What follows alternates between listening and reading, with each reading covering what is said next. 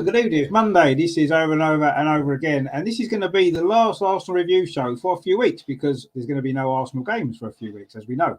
But at least we can go into this rather strange mid-season break in a rather good position. So we are going to look back at the victory against Wolves on Saturday, of course, which did mean that we've not only kept ourselves top of the table for Christmas, we've actually got a 5-point lead, which is quite incredible, really. So we'll look at that.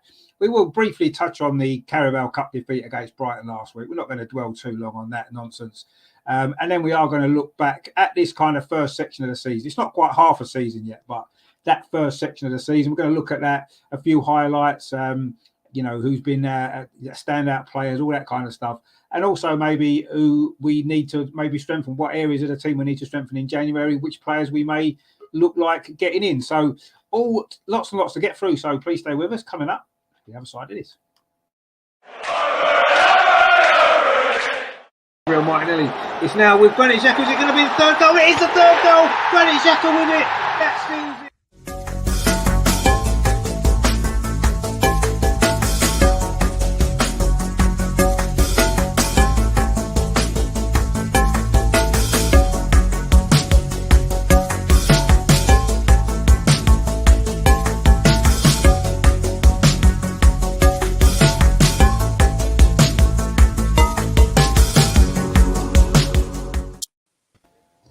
So, as you can see, we have got a very, very impressive panel joining us tonight, which is great to see.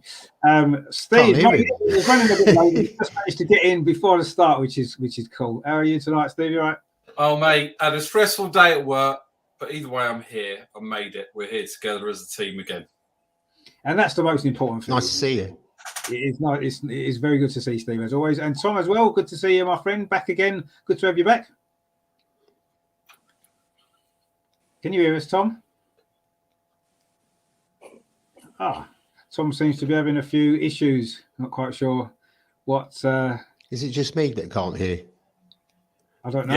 Yes, it is. it seems to be just you, Tom. Yeah. Yes, it is, Tom. You are correct in your assumption.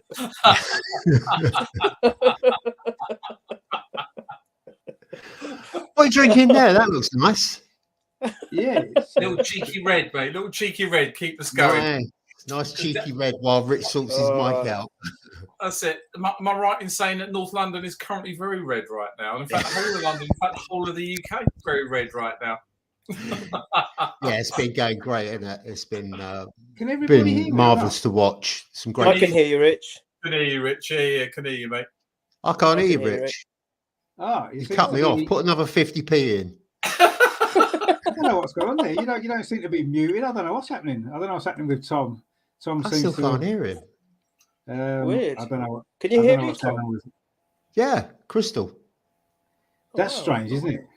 It is strange. We'll try and sort out these technical issues. I might have to come out and come back in again. Yeah, maybe try that. Yeah, maybe try that. Jump out and come back in, and we'll see. I don't know what's happening anyway. Neil's here with us, and Neil can hear me. I'm hoping he can anyway. I can hear you loud and clear, Rich. And Steve, nice to see you as always. Thanks, mate. Good stuff. Okay, hopefully we'll get Tom back with us, and hopefully he can hear me. I don't know why he can hear you guys and not me. I don't know what's happening there. But anyway, we will hopefully get that sorted out for you in the next couple of moments. Now, obviously, as I said before at the top of the show, we are going to go into Christmas on top of the table for the first time since 2007, somebody said, but I'm sure we were top on Christmas 2015 and then we lost 4-0 on Boxing Day to Southampton. I seem to remember we was top of the league at that point, but maybe not. But anyway, it doesn't matter. We're top of the league this Christmas, and that's all that we're worried about. And the reason for that is mainly down to the fact that we did get a good result, obviously, at the weekend against the bottom side.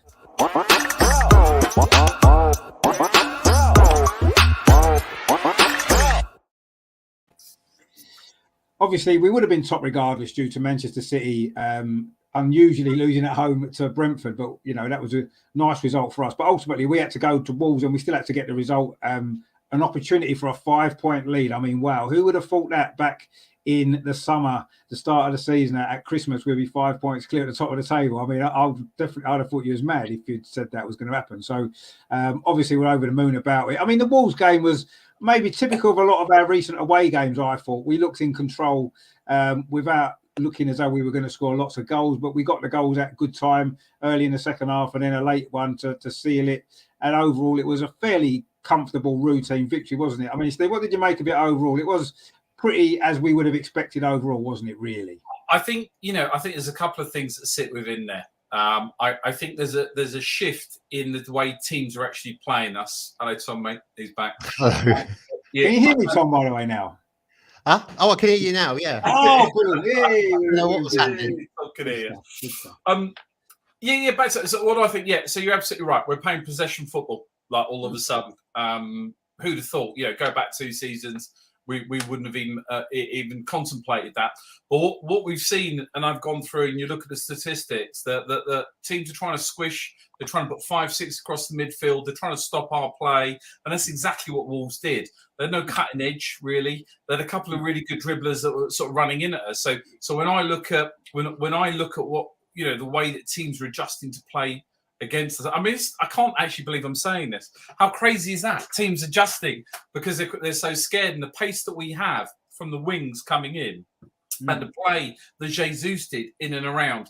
And Odegaard, we've got this possession football that we're now playing, and it's ruthless. It's absolutely incessant. The one thing I thought when I watched the game, you're absolutely right, Rich. Lots and lots of possession, and that's been the theme all the way through the season. I still think we've got another gear to go. I still think we can recycle that ball that much quicker and cause that much problems. And if you look at the so-called big teams who we haven't played or beaten, that's what they do particularly well. But it was incessant. The first half, and I don't know if you heard, but apparently there was food poisoning all the way through the team. Yeah. Well, Xhaka lasted about 5 minutes, didn't he? Yeah. So yeah, there was an issue going on there. Even by trying to give us food poisoning, they still couldn't beat the red onslaught that came on. So, but no. So my view is you're absolutely right. So the beginning was quite slow, and it always is at Wolves. At bottom of the league, I think bottom of the league doesn't make any difference. It's a fast-moving team. They try to squish up in midfield. They try to squish up in defence and hold that, but to keep that sort of level of momentum and to keep that mindset as the ball's being played around so quick. And you see Martinelli cutting in with Vieira in the second half. Actually, got to take my hat off to the boy. I thought he played very well. So what I'm trying to say is, statistically, teams are now trying to squish up and compress and trying to stop us and block us, and that's just playing right into our hands. Absolutely into our hands. Yeah. So, mate, I'm over the moon. I'm loving it that we're top of the league. I'm loving it. We're 5 points clear. I love Ivan Toney today. To Ivan Toney, mate, you're part of the family. Someone go and buy him. We need him. I think we need him in the team. Get him on the show, Steve. Get him on the show. That's what we need. Ivan Toney. It's open, mate. There's a bottle of wine on me. Not the expensive stuff though. About 4 or 5 quid. That's what I'm prepared to give Ivan. Well, I think he's worth a bit more than that this week, isn't he? Let's be honest. He's probably more. 8 quid then. 8 quid, but that's it. I think 8 quid's probably fair. Yeah. That's the Costco 8 quid as well. That's not like Tesco's or anything like that. No, that'd be good. He deserves that, I think, for the job he did for us at the weekend. But having said that, we're not relying on other teams. We're doing the job ourselves. We're winning our games, so it doesn't really matter what other teams do. We keep winning, and that's no one else can catch us. I mean, I do agree with you. I do think now certainly when we're going away from home, we've noticed that teams are setting up to stop us, and you're right, which is a good sign. And I've kind of, as the season's gone on, we will talk about it a bit later on, but I've kind of grown into the season along with the team a little bit, really. I wasn't really too convinced. I kept waiting for us to lose at the beginning, but we're going to lose the next game. We're bound to. We're bound to lose sooner or later. And then we kept winning. And yes, we've had 1 or 2 defeats, but I'm now starting to believe we're going to win almost every game, which is an unusual feeling, and it's good because that's what the team have done. They've created that by keep winning and keep playing well. So that's a great kind of thing, really. I mean, Neil, obviously it was 2-0, and that was probably a fair result of reflects of the game, wasn't it, really? I mean, we were the better team. We had the better chances, but they had 1 or 2 counter-attacks, didn't they? They had some pace in their team, but they look a team with no confidence, and they do look a little bit all over the place, don't they, at this moment in time? A new manager coming in may well help them long term, but from our point of view, it was a good time to play them, maybe. They were still a little bit all over the place. We set out our team properly. We did the job, despite the food poisoning issue, which whatever that was going on there, a bit strange, but we got the job done, again, professionally, away from home, and that's a fantastic sign, isn't it? Oh, absolutely. I mean, I think, now we're not only playing against the officiating, we're also playing against bad food as well, but nothing can stop us. We're just on a fantastic roll. Yeah, no. Wolves are not an easy team, especially away. I think they're actually a good footballing unit. And I thought, I was actually, before the Chelsea game, I was more worried about the Wolves game than the Chelsea game, believe it or not. When on seeing it, I thought it was a very gritty performance. It wasn't easy, No. but the team dug in well. We had that little blow early on with Xhaka having to go off, and I thought that imbalanced us just a bit for a little while. But then I thought Vieira did very well. They had a couple of chances. I mean, mainly from our mistakes. I mean, Saliba, believe it or not, was the perpetrator on a couple of occasions, and actually it was Gabriel that almost saved his socks on both occasions, actually. So there was that controversial decision, maybe, but end of the day, how many times have we been on the wrong end of a stick and not get anything for it? It goes round. Good luck, bad luck, it tends to go around. There may be something to do with when we get it a little than just that, but that's a story discussion for another day. Let's try and be positive at the moment. And I thought Martinelli was superb. Steve mentioned him. He was all over the place, centre, left, right. He was making things happen. And I think, Steve, that was the thing, because you talked about how they were compact in the midfield and the defence. I don't think until teams have played someone like Martinelli, they don't realise how amazing he is. The highlight and the spotlight seems to be on Jesus all the time, but Martinelli's work rate is probably just up there with him. And what he was doing was completely bamboozling that defence, and it was just giving us those opportunities. And the other thing I have to say about Jesus is everyone is worried about him not scoring, and I get it. He's a striker. He should be putting the ball in the net a little bit more, but he's doing so much more. And as I said, I think on the last pod, maybe Rich, if we weren't having other people or other players scoring and taking advantage of the opportunities created, I would think it was a big problem. But there's that one incident where I think it was the second goal or the first, I can't recall, which might be the first one actually, which he made a fantastic layoff to Vieira. What a pass that was. But there was four Arsenal players literally in the box at the time he did that. He was just outside. And that just goes to show the difference between us now, this season, to previous seasons, is our off the ball movement. It's fantastic. And I think the opposition are really finding that hard. And one more thing I'll add is Steve mentioned it again. The biggest part as well, another contributing factor, which is huge in this, is the fear factor. I really genuinely believe now teams are starting to fear us again. Before, it would be a case of, I hope we got Arsenal next. When the fixtures are, I hope we got Arsenal next. Because it was almost like everyone seemed to be world class every time they faced Arsenal. Now it's like, oh no, God, we got Arsenal next. And I think that's even from the bigger teams as well, not just the teams that are lower down or mid-table.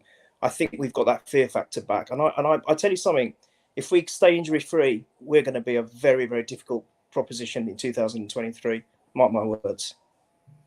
I mean, you've been saying that all season anyway, Neil. So we're not surprised that you still believe that now going into this break. But no, I mean, you're absolutely right. I do think teams are, as we said, they're adapting to us when we play them now, because I do feel that they are scared potentially, because they know that if they don't set their team up right, we've got the potential in our team to rip them to pieces.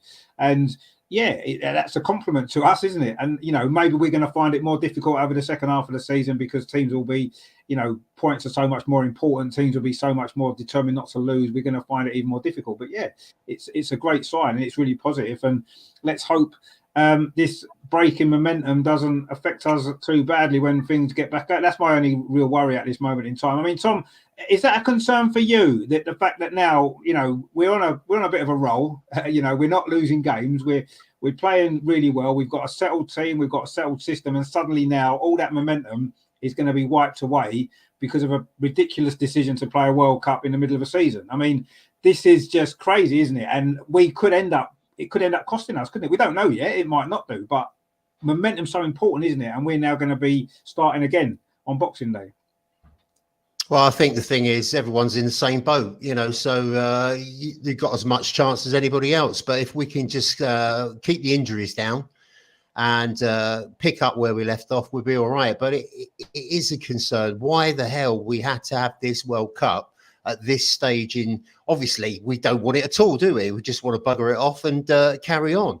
But it's interrupted the flow, and I totally get it. It could be a major concern. It could be a major hiccup, and we could start losing that momentum that we've built up so far.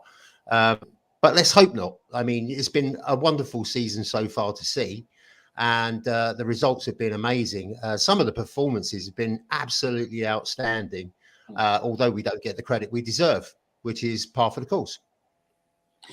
I mean, yeah, to a certain degree, I would agree. But I mean, I don't tend to pay too much attention to what the pundits on the TV really say or the media say about us, because, you know, they're never going to give us credit when it's due, and they'll always be overcritical of us when it's not going so well. So I tend not to listen to them anyway. You know, ultimately, we make our own decisions by what we see in front of us on the pitch every game, and that's all that matters, isn't it?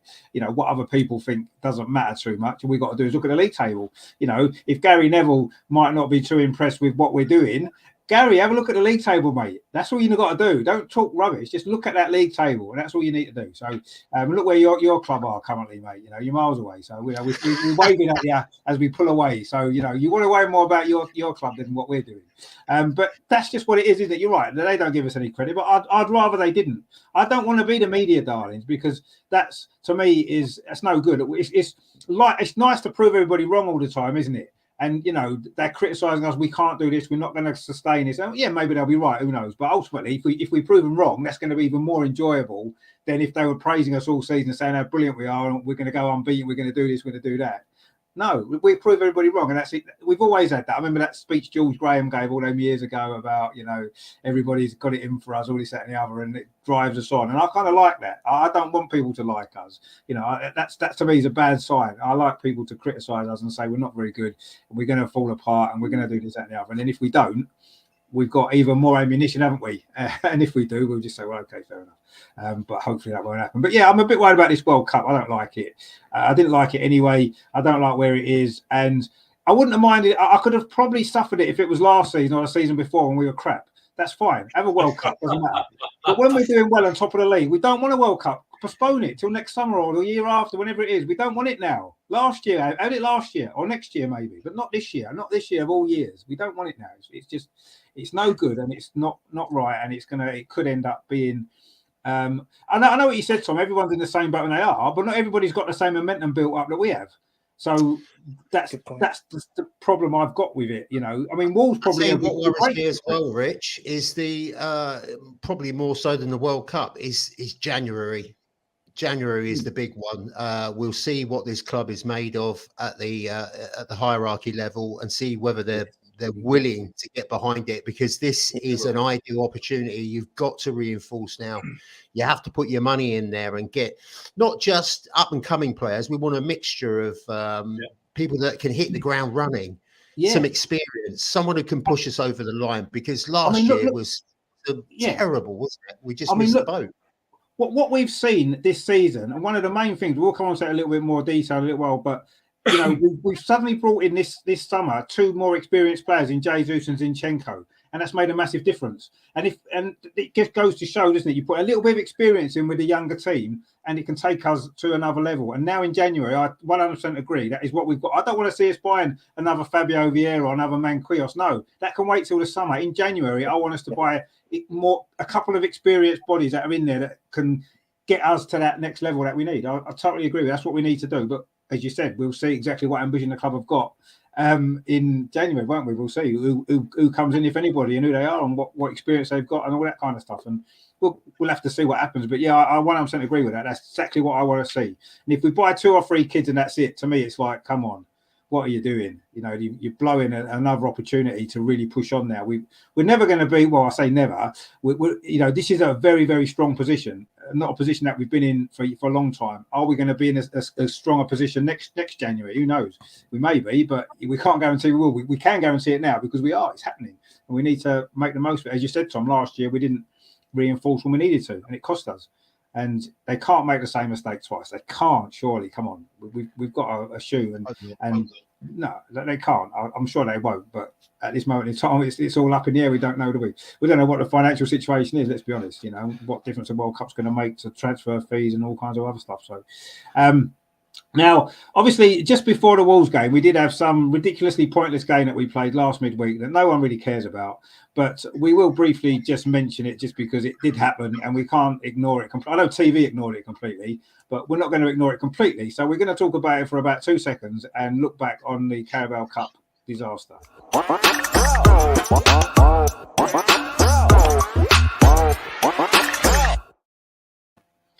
Yes, in the overall scheme of things, do we care that we're not out of the Carabao Cup at this moment in time? Where with everything else, we probably don't. I've got to be honest, but you know, it was so close to when we've got a break anyway. To me, if we got through, at least it's an extra competition to stay in, another chance of something in the new year. But it is what it is. It wasn't a great performance. The team looked very disjointed. You know, a lot of changes. The most changes that we think we've made in a game this season from one game to the next, isn't it? I think we made 8 changes, 9 changes everywhere. So it was no surprise. Obviously, Mikel Arteta made it quite clear what his priorities lie. And you know, Brighton played well on the night, deserved to win, and good luck to them. But yeah, it was. Yeah, it was what it was. I mean, Steve, we're not particularly bothered, are we? Overall, it would have been nicer if we got through, but do we care really? No, don't care. Couldn't care less. Said that, and I know it's horrible to say. There's 2 or 3 competitions that are important. Top 4. That absolutely is the laser focus. Europa League would like to have a good run in the FA Cup, obviously. You know, let's put it into context. 10 players. We changed 10 players. You know. The other lot up the road, they put their best team out and still lost. So that's got to be, you know, so you know, and I've seen Man United fans, yeah, seriously, Neil. I've seen Man United fans on Twitter going bananas, saying, "Oh, look, you know, that's it, bloody Tottenham are out, Arsenal are out, all that." And if the sum total of your goals, dreams, and aspirations is the Cowbell Cup, then mate, you rock on, pal. You go and do that. You keep playing them cowbells. Do what you got to do. I couldn't care less. It was obvious to me that the players that we wanted were for Saturday. Saturday was the most important game, irrelevant to everything else. We went in and did the business. So it's like we look across it. I couldn't really care less, honestly. I don't want to be horrible to the Carabao lot and all that stuff. You're welcome to sponsor us, of course. But honestly, I'm honestly, I watched it for about 3 nanoseconds and or listened to it. Sorry, and I just thought I couldn't even be excited about it. To me now, and just want to touch on that point of the World Cup. I disagree. I disagree with what you're saying about stressing. We're going to have Emil Smith Rowe back, or he's going to be back in training. So we've got a chance to get that amazing footballer, the engine that we need to have some coverage. Odegaard's been carrying a calf injury for some time, since a couple of weeks to stress. I know we've got 10 to 15 players that are going out there, but I genuinely believe it's a time to do a bit of summer training, a bit of getting everybody together. Totally agree with you guys, though, that we have to invest. I'm going to be provocative here, as I always am.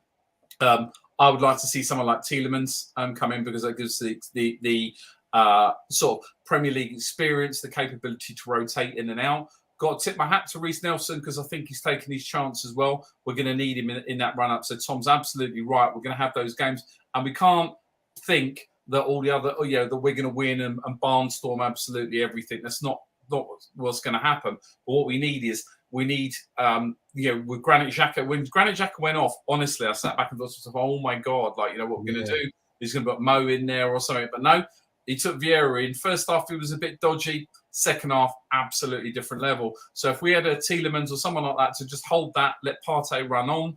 And again, Partey's out the World Cup. He's going to get injured. You just know it. Arteta knows it. So I think there'll be money there. I think we've got a great opportunity to come really high up in the top 4. I'm not saying we're going to win.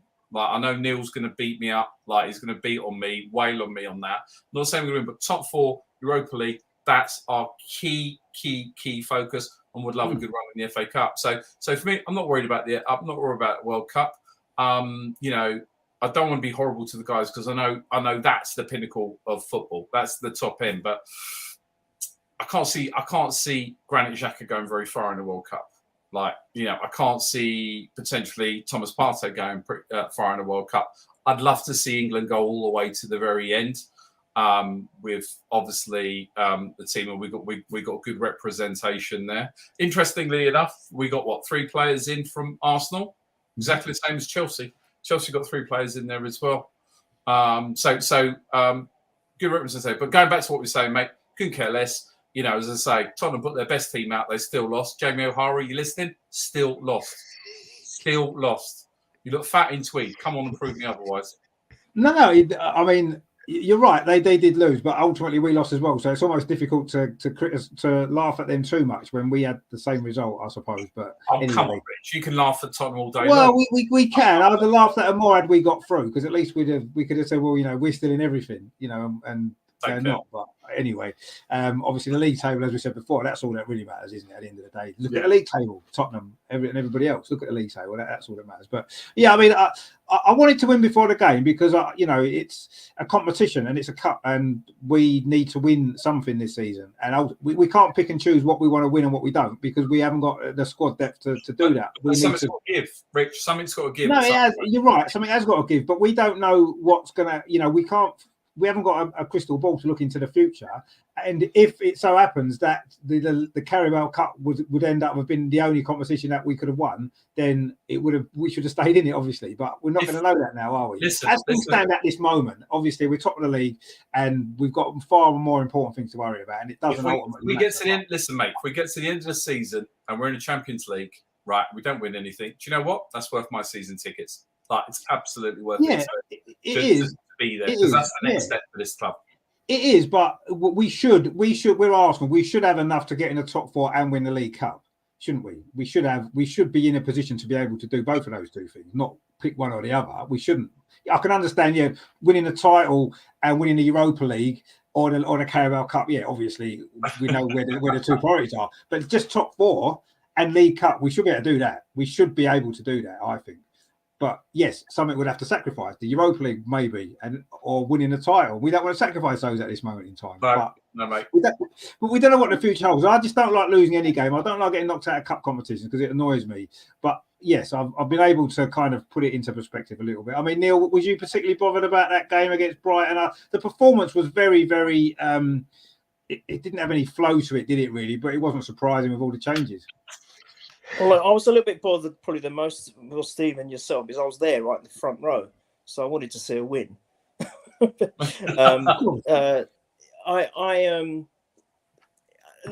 for me, it's a competition. It's a cup competition. For me, it's about giving rewards to players and saying, there you go, that's what you get for your hard work. I get what you're saying, Steve, but it's still a reward at the end of the day. If you do lift the trophy, it's rewarding the players. I think, oh, look, do you know what? We did that. And for me, more importantly, I believe if we did progress, I don't know about what Arteta's mindset is with this, but I think we could have seen some more of the squad, the ones that don't get a chance at all. I know he does try players and extend, try and stretch the squad, and we see new faces now and again, which is nice. And when we saw the goalkeeper, didn't we? First time I've seen him play. So which is good. But I think if we'd carried on in that competition, that would have given an opportunity for some of the other players, I believe, especially if we were doing well in the other competitions. I'm sure he would have done that. So I'd be shocked and stunned if the League Cup it wasn't, and on the at the bottom of his priority list. But it's still momentum. It's still keeping that winning mentality going. So my only fear about the loss at the end of the match was how are we going to bounce back? But then that lasted about a second, and then I thought, of course, we're going to win on the Wolves. We keep proving it happening. We lost against Man U. What did we do? We lost that irrelevant loss now in the Europa. What did we do? Bounce back. We keep bouncing back, and that is a true testament to the test of the strength of character. I will say this, and I'm glad you mentioned him earlier, Steve. I think Reece Nelson. So I was. When you're at the front row, it's harder to get an overall picture of what's going on. So I was hearing all sorts of stuff from people saying, "Oh, he was rubbish, and oh, what's he doing?" I didn't see it that way. And who impressed me the most was Reece Nelson. Guys, oh my God, he's another rejuvenated character for me. And I think he could potentially, if anything were to happen to Saka, I think he could do a job. I really believe it. He did a couple of times when he just was marauding the midfield, and none of the Brighton players stood a chance. And the goal, even the goal we scored, and that was a great finish by Nelson. Let's give him that. It was a great finish by Nelson. But after that, it's really weird. I thought, God, we started off well here, and then it just seemed to fall apart. And I think you're right, Richard. I think we were just too disjointed. As soon as when they scored the goal, it's like, oh, that's it. And I'm not completely disappointed, but like you, Rich, it hurts losing, especially in the competition. I love the cups. I love them, especially the FA Cup, of course. And it just hurts. And we've only won the League Cup twice in our history. Is that right? Twice. I wouldn't mind winning it a third time, and that one, sometime soon. I mean, overall, it is what it is. We can focus on the 3 competitions now in the 2023. Going to the transfers, I think he will sign. I think he will sign a couple of players, and he has to. Yeah, I think he has to. I think if we're to show any intention or any ambition with this football club, he's got no choice, and that will be a good test. I'd like to see how the board react now. Now we got the World Cup. I'd like to see them working busily. Edu, Arteta, the board, in getting those players in. And if we get them in, oh boy, have we got a bright future? And you know what? I even forgot about Emil Smith-Rowe, Steve. Look at that. Yeah. One of the best players, arguably one of the best players. Well, because he's not played, has he? He's not played for months, so it's easier to forget about him a little bit. How nice is that to see that he could potentially come back, and amazing. And one good thing I got out of the Brighton game, Lamptey, is it Lamptey? He's 5'5".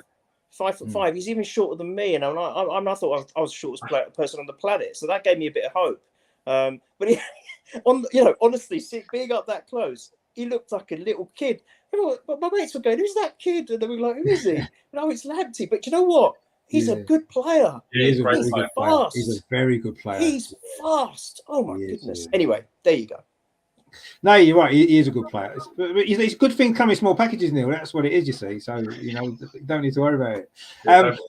That's what I'll tell the missus. Yeah, exactly. I believe that. Yeah. But no, I mean, I was a little bit annoyed that we lost because, cups are cups and you want to try and win them if you can. So, but ultimately, I suppose we're not, in the overall scheme of things, we can deal with it. We can move on and say, okay. Yeah, but that's a good point you made, Neil, there about the other players, giving them opportunities to play, because obviously the Europa League knockout stage, we're going to have to go strong. The Premier League, we've got to go strong. The FA Cup, yes, we may, depending on who we get, possibly we may well rest some players for that, and then we would have been able to rest them for the League Cup next round, or next round on. Would it give these players more game time? So that's a good point actually, that we maybe could have done with it. They could have done with an extra game or two, couldn't they, in that competition? So they're not going to get it now this season, and they're going to have to bide their time and maybe get the odd opportunity here and there when it comes around. So that is a good point actually, and maybe we should have maybe looked at that as well before the game in the selection that he picked rather than changing everybody. But anyway, it is what it is. We lost and we're out. I mean, Tom, were you particularly bothered, or did you feel that maybe looking at some of the other teams that went out as well, it would have been a potential for us to have maybe had a decent run, got to Wembley? Who knows? I hate losing. It doesn't matter what game it is, but I woke up in the morning. I thought, well, that's done. On my personal sort of priorities, it's probably just above the Community Shield. I'm not really that interested in it. I know that'll offend a lot of people, but I don't really care. The league, we're in a good position in the league. It's top 4, Champions League, and winning the league. And if we can squeeze the FA Cup in, we'll have that as well. Absolutely. But I mean, it's showing that we had a wafer thin squad anyway.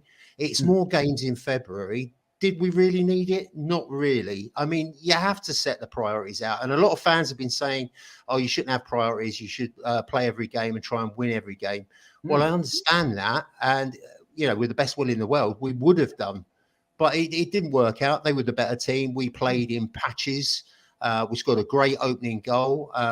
Sadly, it was the only one. But I do think it exposed a lot of what we can all see, which is we've got too thin a squad. And if we want to progress, I'd rather progress in the FA Cup. I'd rather hold on to, a top 4 position or push for the league. It's everyone's different. Everyone sees something different, but it didn't bother me that much. And I suppose overall, it probably don't really bother all of us that much when we think about it at this moment in time. But we don't know what the future's going to hold, do we? So it's difficult to say exactly how what a big defeat that may or may not have been. But yeah, at the moment, I think you're right. The priorities are elsewhere. And yeah, we don't have a squad strong enough in depth-wise to deal with 4 competitions. You know, like Liverpool did it last season, but they had a lot more strength in depth than what we do. So, and they're a lot further on in their journey. They've got a lot more experienced players and all this and the other, as we know. So, yeah, we wouldn't have been able to do it all. And I suppose if something's going to give, we'll give that. And, you know, hopefully Brighton are going and win it, because that would be nice, wouldn't it, for them? So, but anyway, we'll see. And we've got a few comments that come in. We've got Michael from Arsenal Above All. He says, evening all, good to see you. Who to be a goon at Christmas indeed. Yeah, well, it's a bit early for Christmas yet, but yeah, I'll get your point, because there's no more games before Christmas. Definitely check out Michael's channel, Arsenal Above All, because apart from anything else, apart from the fact you've got Michael, also Neil appears on it as well. So you can get to see Neil again if you want to watch him twice, which even better. Quite honestly. You don't want to wish that on people. Who wouldn't want double Neil? Come on. Who want to get your arms around that? 2 Neils, all in one. Exactly. 2 for the price of 1. It's a bargain, isn't it? Come on, it's a bargain. Making me red. Stop it. Stop. Terry's in the chat as well, as always. He says, good evening, Richard, Steve, with a shirt the same colour as his wine. Yeah, of course. You need to have red wine, don't you, when it's an Arsenal show? He said, Tommy going over Neil, the nice. He says, at work again. I tell you, always at work. You need to get some time off, man. He says, say hi and show my support. We'll pop back in later. Yeah, okay, mate. Well, enjoy your work. I know it's you should be having your feet up when chilling out of an evening. You shouldn't be working this time. Coming on the show. Come on the show. Come on, Terry. Yeah, coming on the show as well. Yeah, we've got Colin as well. Says hello, everybody. Indeed, how you doing, mate? Good to see you again. Hope you're all well. So that is obviously Brighton. We don't really want to dwell too much on that, do we? What I do want to do though is, we have got a break now. The season's been, split into 2 sections. I'm not calling them 2 halves, because it's not a half. It's a third, perhaps, almost a bit more than a third. But I want to look back on the season so far, which obviously has gone a lot better than any of us could have dreamt of. Let's be honest. Even the most optimistic of us, Neil, probably didn't really expect us to be where we are at this point in time. Neil knew. So, and it's obviously well exceeded my expectations by quite some distance. So I think overall it's been great. But, let's have a look at it in a little bit more detail and see what we've made of it all.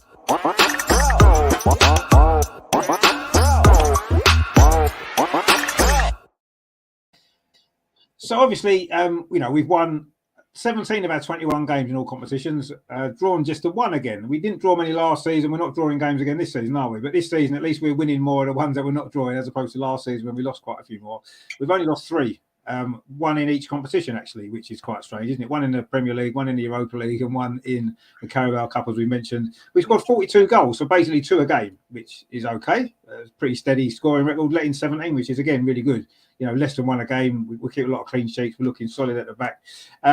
Just a couple of other little stats. We have conceded the first goal on only 3 occasions out of 21 games. Only 3 games have we conceded first. 2 of them we did lose, which is a little bit worrying. The other one was against Fulham. I think it was at home, wasn't it, when we was 1-0 down and we came back and won. But we did two of our 3. Well, 2 of our 3 defeats have been when we conceded first. We scored first on 17 occasions, obviously, the rest of them, because we've scored in every game apart from that Europa League game. And we have only lost once when we scored first, and that was a Brighton game last week in the Carabao Cup. So the first goal has been so important this season for us, hasn't it? We get the first goal, which we generally done, we win in games. We concede the first goal, which we haven't done very often, but then we're finding it much more difficult. There's only one time, actually, we scored first and haven't in the Premier League. We scored first and haven't won. That was Southampton away when we got the draw. So, but yeah, that's basically interesting there. And also as well, the goals have been pretty evenly split between the first half and the second half. 22 in the first half, 20 in the second half. So fairly even. But having said that, there's only been 5 games that we've scored more in the second half than in the first half. So we are still a bit more of a first half team. We score majority of it, bearing in mind we did score 4 in the second half against Nottingham Forest, which slightly alters the stats a little bit. But yeah, we are a little bit more of a first half team. We start a lot stronger than maybe we finish games quite often. But yeah, but overall, I mean, what's there not to like? 17 wins out of 21 games. I mean, what is there not to like about that? It's incredible, really. Very settled team, not too many injuries, 1 or 2. Partey missed a few games, didn't he? Obviously, Smith Rowe, we've mentioned, has been out for quite a long time. But other than that, really, we haven't suffered the sort of injury problems that we normally have, which has been so important because, as we mentioned, the squad isn't maybe deep enough. So we've been lucky in that sense as well. And also, well, I feel sometimes the fixtures have come for us at a good time. You know, we just lost to PSV. We played bottom of the league, Nottingham Forest at home in our next game. You know, we lost the Carabao Cup to Brighton. We played bottom of the league, Wolves the next game. And the fixtures have fallen nicely for us a couple of occasions. But, you know, you have to play everybody. It doesn't matter, does it? I mean, Steve, overall, I mean, I suppose we'd have to give it 10 out of 10, wouldn't we, the season so far? I mean, what sort of stood out for you so far? And I mean, obviously, lots of highlights overall, but what's kind of stood out for you? What's been the key, do you think, to where we are now in relation to where we've been the last 2 or 3 seasons? I think there's 3 things for me that stood out. First and foremost, it's the fans. Number one, our connection back with the club from the toxic era that we had is incredible. It's incredible. And you can see it just trying to get a ticket. Like anybody trying to get a ticket or whatever, it's just incredible. That to me just fills my heart with joy when I see everybody so happy and see the kids and everybody else having real good fun. The other part for me is the camaraderie between the team as well. So there is a sense of purpose, a sense of drive, and anybody that's, you know, I work in, you know, I work in a sales team, and when you have fractures, when you have those big egos, when you have those kind of bits, and look, you know, we can look at the the Amazon Prime BS that's kind of in there and stuff, but genuinely, when you have a team that's working as one unit and driving all in the same direction, the results come. Like, end of story. The results absolutely come every time. The minute it's fractured, and a great example of that is I've got Chelsea in there. That you've got a brilliant team with some brilliant players that honestly individuals. They're individuals, aren't they? Absolutely individual. PSG, consistent in the best players in the world, but never actually reaching the dizzy heights they should because they're individuals. So it's that camaraderie, that whole piece. And I know you and I, Rich, have gone head to head on this on a few times. I think it's the technical nous that our manager has. And it's just little things that I've watched. So there was something I was watching the other day. It was the Nottingham Forest game. It was where Martinelli and Xhaka swapped. So Martinelli drifted inside. You know, Xhaka bombed on. It totally threw them. Just didn't know what to do. It's the way that when we got Zinchenko playing, he has that capability. He hugs the left-hand side and he pushes on, where Tomiyasu will actually come in and squeeze things up in a defensive way, where you've got Zinchenko thinking in a different way. It's the way that Gabriel Jesus moves around and takes 3 or 4 players and opens it up. And it's the way that someone like Bukayo Saka can run in, and he's got, like, he is number one. So stats-wise, one-on-ones, there is no one better in our team than Bukayo Saka.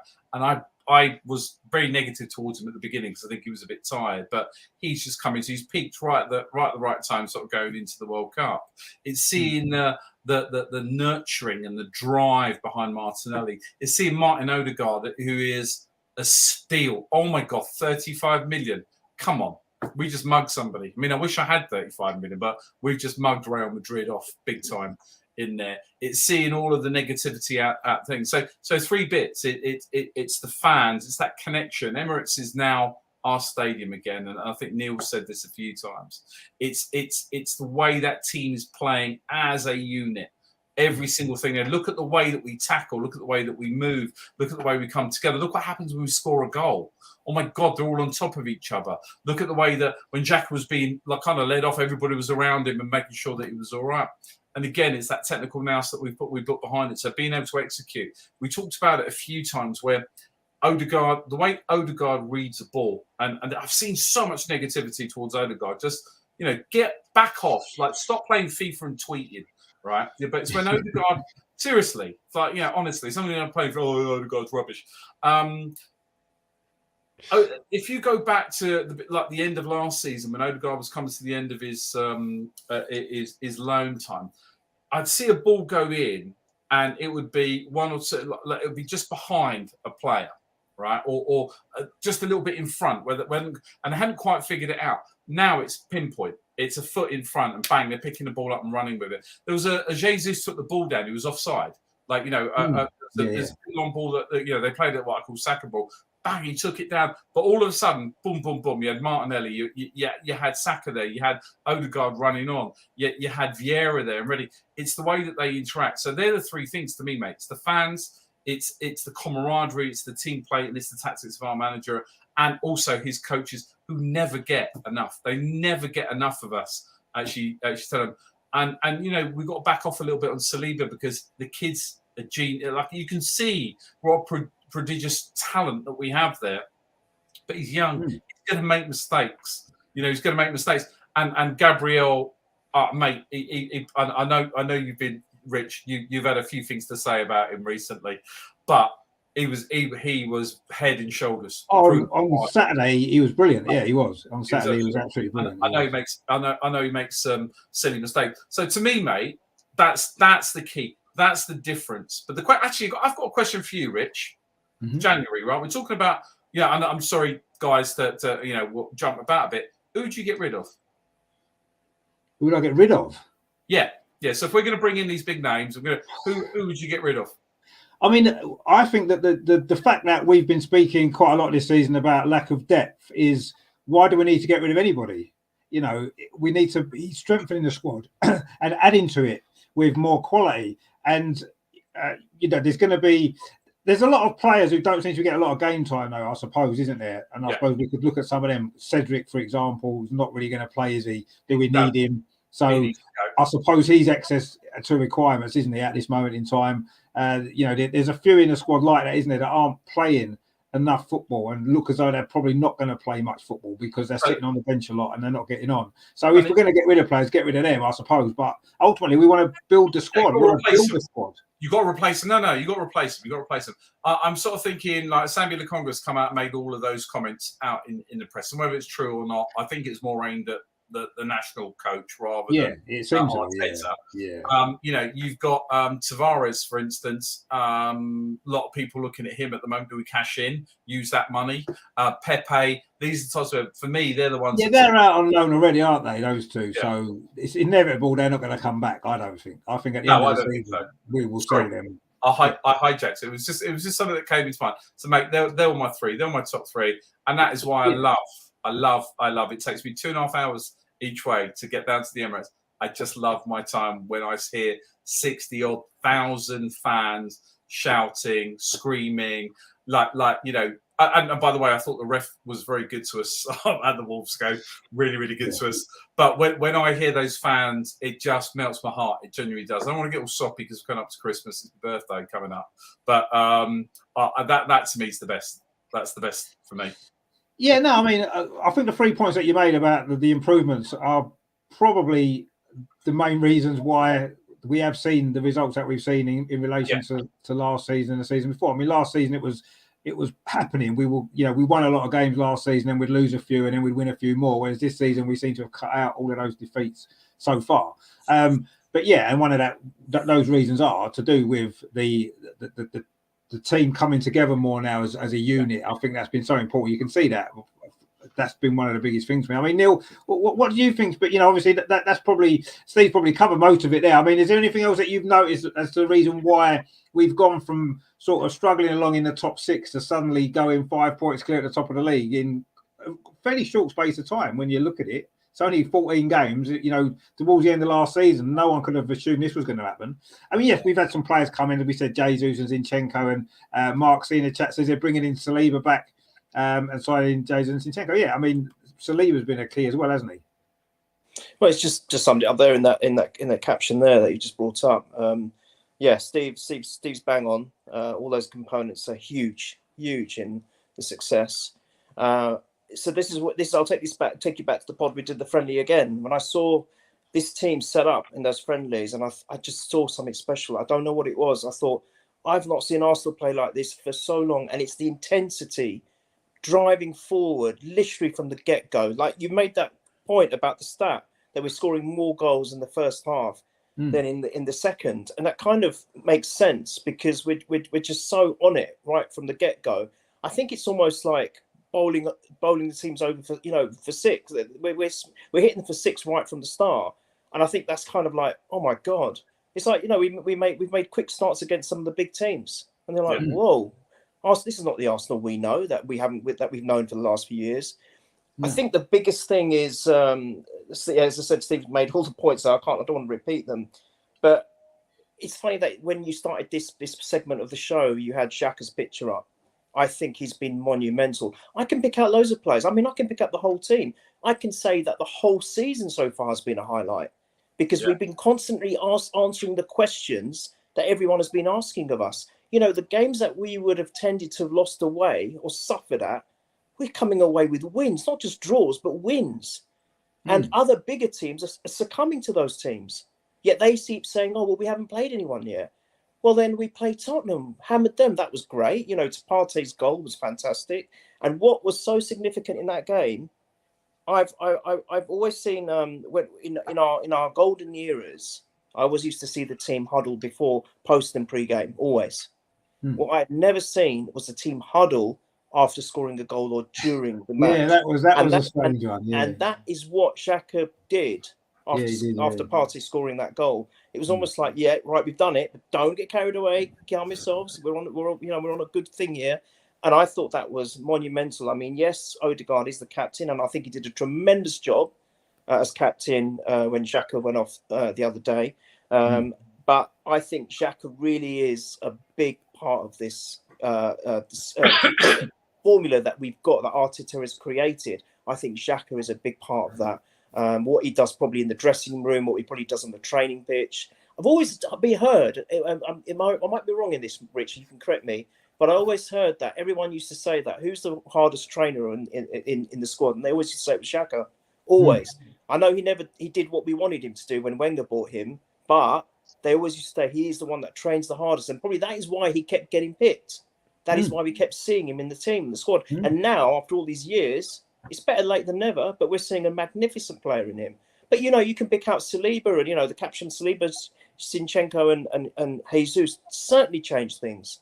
Yeah. We got two Premiership winners that have come to our team, and that infection is running through the whole squad. And I think that is making a huge difference. The fans are monumental, Steve. You're absolutely correct. What's lovely is we're making we're almost there now. We've made the Emirates a fortress. Yes. And even with the away fans are making such noise when they go to the away games. I mean, they always have done, but even more so now. It's all those components, Rich. And I think the formula is right. I think the machine that we have got, everything is running smoothly. It's a well-oiled machine. Yeah. It's a well-oiled unit. We've got the right tire pressures. We've got the right petrol. We've got the right everything. The airflow. Everything is working perfectly. It's electric now, Neil. It's electric. It's all electric now. Forget that. I'm not sure. I want to hear that noise of the exhaust and that powerful engine, and that is what Arsenal are. Those cannons are firing beautifully. And as I said, I keep saying it. We don't get key injuries. It's going to lead to the parade in May, which I hope you all attend. Well, without a shadow of a doubt. I mean, what trophy will it be that we'll be parading though? That's the question. Three now. Three. Well, that would be nice, wouldn't it? The historic moment. We'll see what happens there. But yeah, I mean, you might be right. And Michael says in the chat there, Lokonga out on loan, Tielemans in his place. Experience in the squad boosted instantly for the second half of the season. Yeah, I mean, that would make sense. I'm not sure if we would send Lokonga out on loan in January. I don't know. We'll have to. I mean, maybe being out of the League Cup might mean that some more players go out on loan than they might have done because we're not going to probably need them as much potentially as we may have done if we were still in it, I suppose. Mark says, yeah, another good thing, kicking Uber out. That was kind of last season, really, wasn't it? I suppose, but yeah, it's obviously been. Mate. In the Chelsea game, he had 8 touches on the ball. 8 of them. He did have 8 touches on the ball. Everybody made a big thing about that, and that was true. But if he'd been passed to twice, he would have had 2 open goals. He would have had 10 touches and scored 2 goals because he should have had. Mate, they didn't pass. That's not his fault, is it? He made the runs. He was there. He just didn't get the ball when he should have. Because Havertz didn't pass to him twice. So Thiago, listen, when Thiago is the one that has more touches on the ball than anybody else, and I'm talking almost combined, tells you everything you need to know. And good, he's black, he's back, he's in blue, all that. Good. He's sitting on the bench, pal, keeping that wall. So yeah, absolutely out the door. No, we did laugh about it last week, obviously, because it was a perfect game for us. But he could have scored 2 goals with 10 touches had he got the right passes. So but he didn't. I don't totally blame him. But he didn't. He didn't. Exactly. In 100 years' time, it will still be 8 touches, and he still didn't score against us. Exactly. And we still won 1-0, and that's all that will matter. Exactly. You're right. But yeah, I mean, that was quite funny. I mean, Tom, obviously, we have made massive improvements this season, massive strides forward very, very quickly, I think, compared to where we were this time last year and what was happening. With very little seems to have changed. Yes, those 3 big signings. Well, Saliba not a signing, but coming in, and the 2 signings in the summer have been the big thing. But it's more than that, isn't it? It's more than just 3 players, isn't it? Clearly, it's more than just that, isn't it? I think the squad's bought into what's going on now. There's a real core of a team, and all the elements are right. Those, I can't disagree with the guys. Those 3 coming in, Saliba, Zinchenko, and Jesus. I mean, that's just starting to bring everyone up to a different level. Everyone wants to get on board with winning. They're proven winners. And this, you've done it yourself, surely. You're playing with someone who's a bit more classy than you are, and you try and get to that level. Everyone in that team is striving to get to that level, and now it's a beautiful thing to watch. The mentality, the quality. I mean, you pay your money, don't you, to see these exciting bums off seat moments, and you're getting those now. And I've got to just say as well, I love Odegaard. We had a little bit of a gripe, didn't we, early season about Odegaard? And I said he's a fabulous player. He just needs time. He's a magnificent player. Works in a matchbox. You've got 4 players around him. He does something to get out of it. He's a phenomenal player. But everyone we've got now is pulling. Everyone is pushing to take us forward. We're all going in the right direction. It's just great. You can't moan about any of it. Granit Xhaka, I had no time for him. I've got to be honest. I couldn't understand why Wenger bought him. And then he changed his position. Arteta's give him a new lease of life. He's a different player. If we had seen this Xhaka before, I wouldn't have been on his case. But it's an all-round thing. Saliba, what a player he's going to be. He's a fantastic player now. He's 21. He's 21. Yeah, I mean, it's phenomenal, isn't it? And this back 4 or 5 that we've got choices, haven't we? You've got Zinchenko, you've got Tomiyasu, you've got Kieran Tierney. I mean, we've got a wealth of riches. Don't forget Rob Holding. Big Rob. No, Big Rob. He can go. he's one of those, that's Steve. Yeah, get rid of Rob Holding. 15-minute Rob. Come on, be nice. I like Rob Holding. Be nice to him. There's nothing wrong, really. Come on. Rob Holding is all right for the last 15 minutes. You bring on an extra defender. When you wonder that, yeah. When you saw him against Tottenham, and he got really put out, didn't he? He was too slow. Son had him in his pocket. He just pulled his pants over his head, didn't he? And he did. I mean, Holding's a nice guy. He's a squad player, and he'll do whatever you ask him to do. So you can't fault him for that. But he's too slow. He has got very little positional sense, and his reactions are slow as well. Get rid. Yeah, no, I agree. I've been saying that for a while. He's never going to be good enough for where we are now, where we want to go. He's not good enough. He's, if he has to play, he's going to hold us back. So I agree. If we have to get rid of anybody, he'd be one of the first on my list. Actually, I've forgotten about him, but yeah.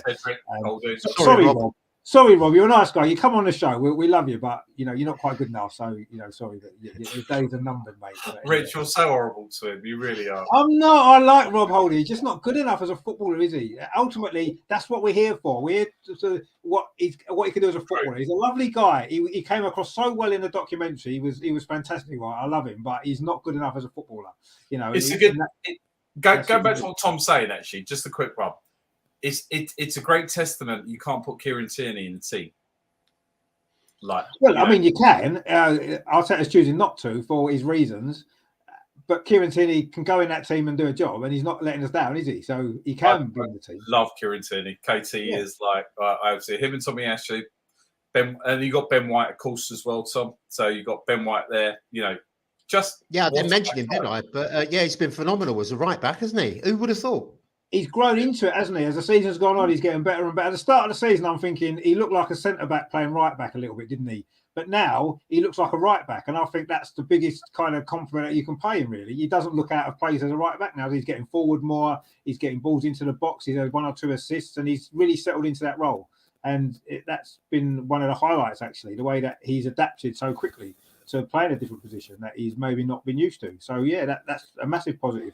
The only concern that I've got, and it's not really a concern as such, is that Jack Wilshere touched on it. He was interviewed on the radio last week, I think it was. Obviously, he's at the academy now, isn't he, coaching? And he made a point, and I kind of understood where he was coming from, making a point about it's more complicated now tactically, and than it maybe used to be when he played under Arsene Wenger. And you can see that quite clearly. Arteta's very, very intense, isn't he? And it does seem to be. I mean, it doesn't look complicated at the moment because it's all flowing, and you can see over the last 2 seasons. You can see how complicated it's been to get players to be able to do it effectively, and some players haven't been able to do it effectively, and he's got rid of them because they haven't been able to. And I think that the only issue I can see is when we bring in players in, they're going to have to be players that are going to be able to adapt to this system, because he's not going to change anything. He's not going to adapt to the way he plays. You come into this team, you play this way. If your position's here, this is the job you've got to do. And if you can't do that job, you're not going to play. And we've seen that already. He doesn't trust a lot of the squad players as it is to come in and play when we need different players to come in. Even in the Premier League games, he won't play them, will he? And even in the Carabao Cup, he brings on the first team after 60 minutes because the players on the pitch that he's got there are not maybe doing what he wants them to do. And that's a slight worry for me. I look at players, people talk about names. Are we going to buy? We might buy this player, buy that player. Yes, brilliant. Let's buy Ivan Toney. Brilliant. I love Ivan Toney. He's a fantastic player. I'd buy him tomorrow. But is he going to be able to work Arteta's centre-forward play? He's not, because Arteta wants his centre-forward to be where Jesus is. That's why Aubameyang couldn't do it. That's why Lacazette struggled, because he could drop back, but he wasn't able to do anything else because he didn't have the legs. So it's getting... Not only do we need to buy players, they're going to have to be the players that are going to be able to work this system. And there's not many players in the world that can do it effectively, quickly, in the next coming in and doing it straight away, the second half of the season when we're going to need them to do it. That's my slight worry, is that who can we buy that can come straight into this system, apart from anyone from Man City, which we're probably not going to be able to buy because they're not going to sell them, But what about Trossard? Potentially Trossard, yeah, he could do. He's a very technical player, isn't he? And he could potentially do. I mean, I think some players we won't know until they're in the team. And Arteta will have more of an idea, I'm sure, and his scouts and his guys will have more of an idea of them sort of players. But I think it's quite difficult. I look at other teams in the Premier League, and I don't see too many players outside of Manchester City that I think could walk into our team in the system that we play. I can see players that could be in our team and do a job because they're very good players that would improve us. But would they fit in with how we play? No, I don't think they would. Every single centre forward I've ever seen, everyone's mentioning, there's no way Arteta's going to buy a centre forward like that. He's not going to buy Ivan Toney because he wouldn't fit our system. He wouldn't. And that's the unfortunate downside. Which I get what you're saying, Rich, but then everyone was moaning that he didn't have an identity for 2 years or whatever it was. Now we've got that identity, and I'm sure it's not just the Arsenal Football Club that struggled with that. Every club will have a certain way of playing, and then when they've got potential suitors or targets, they're not all going to fit into the way they're playing. It's not just us that are going to have that conundrum. I know what you're saying. Arteta is very, very meticulous in the way he wants to do things, and at the moment it's working. We can't argue against it. It's our best start that we've ever had in our history, let alone the Premiership. But I just feel that they will find a way. I just cannot be negative at the moment. I think they will find a way. They'll find the players that can do what is required. Because you say that it's difficult to get that, but we've got a good 14 or 15 already that are doing it. Yeah. So no, but he's worked with a lot of them for quite a long time, hasn't he? The ones that you brought in, Jesus and Zinchenko, knew the system already from Manchester City, so they can fit straight in.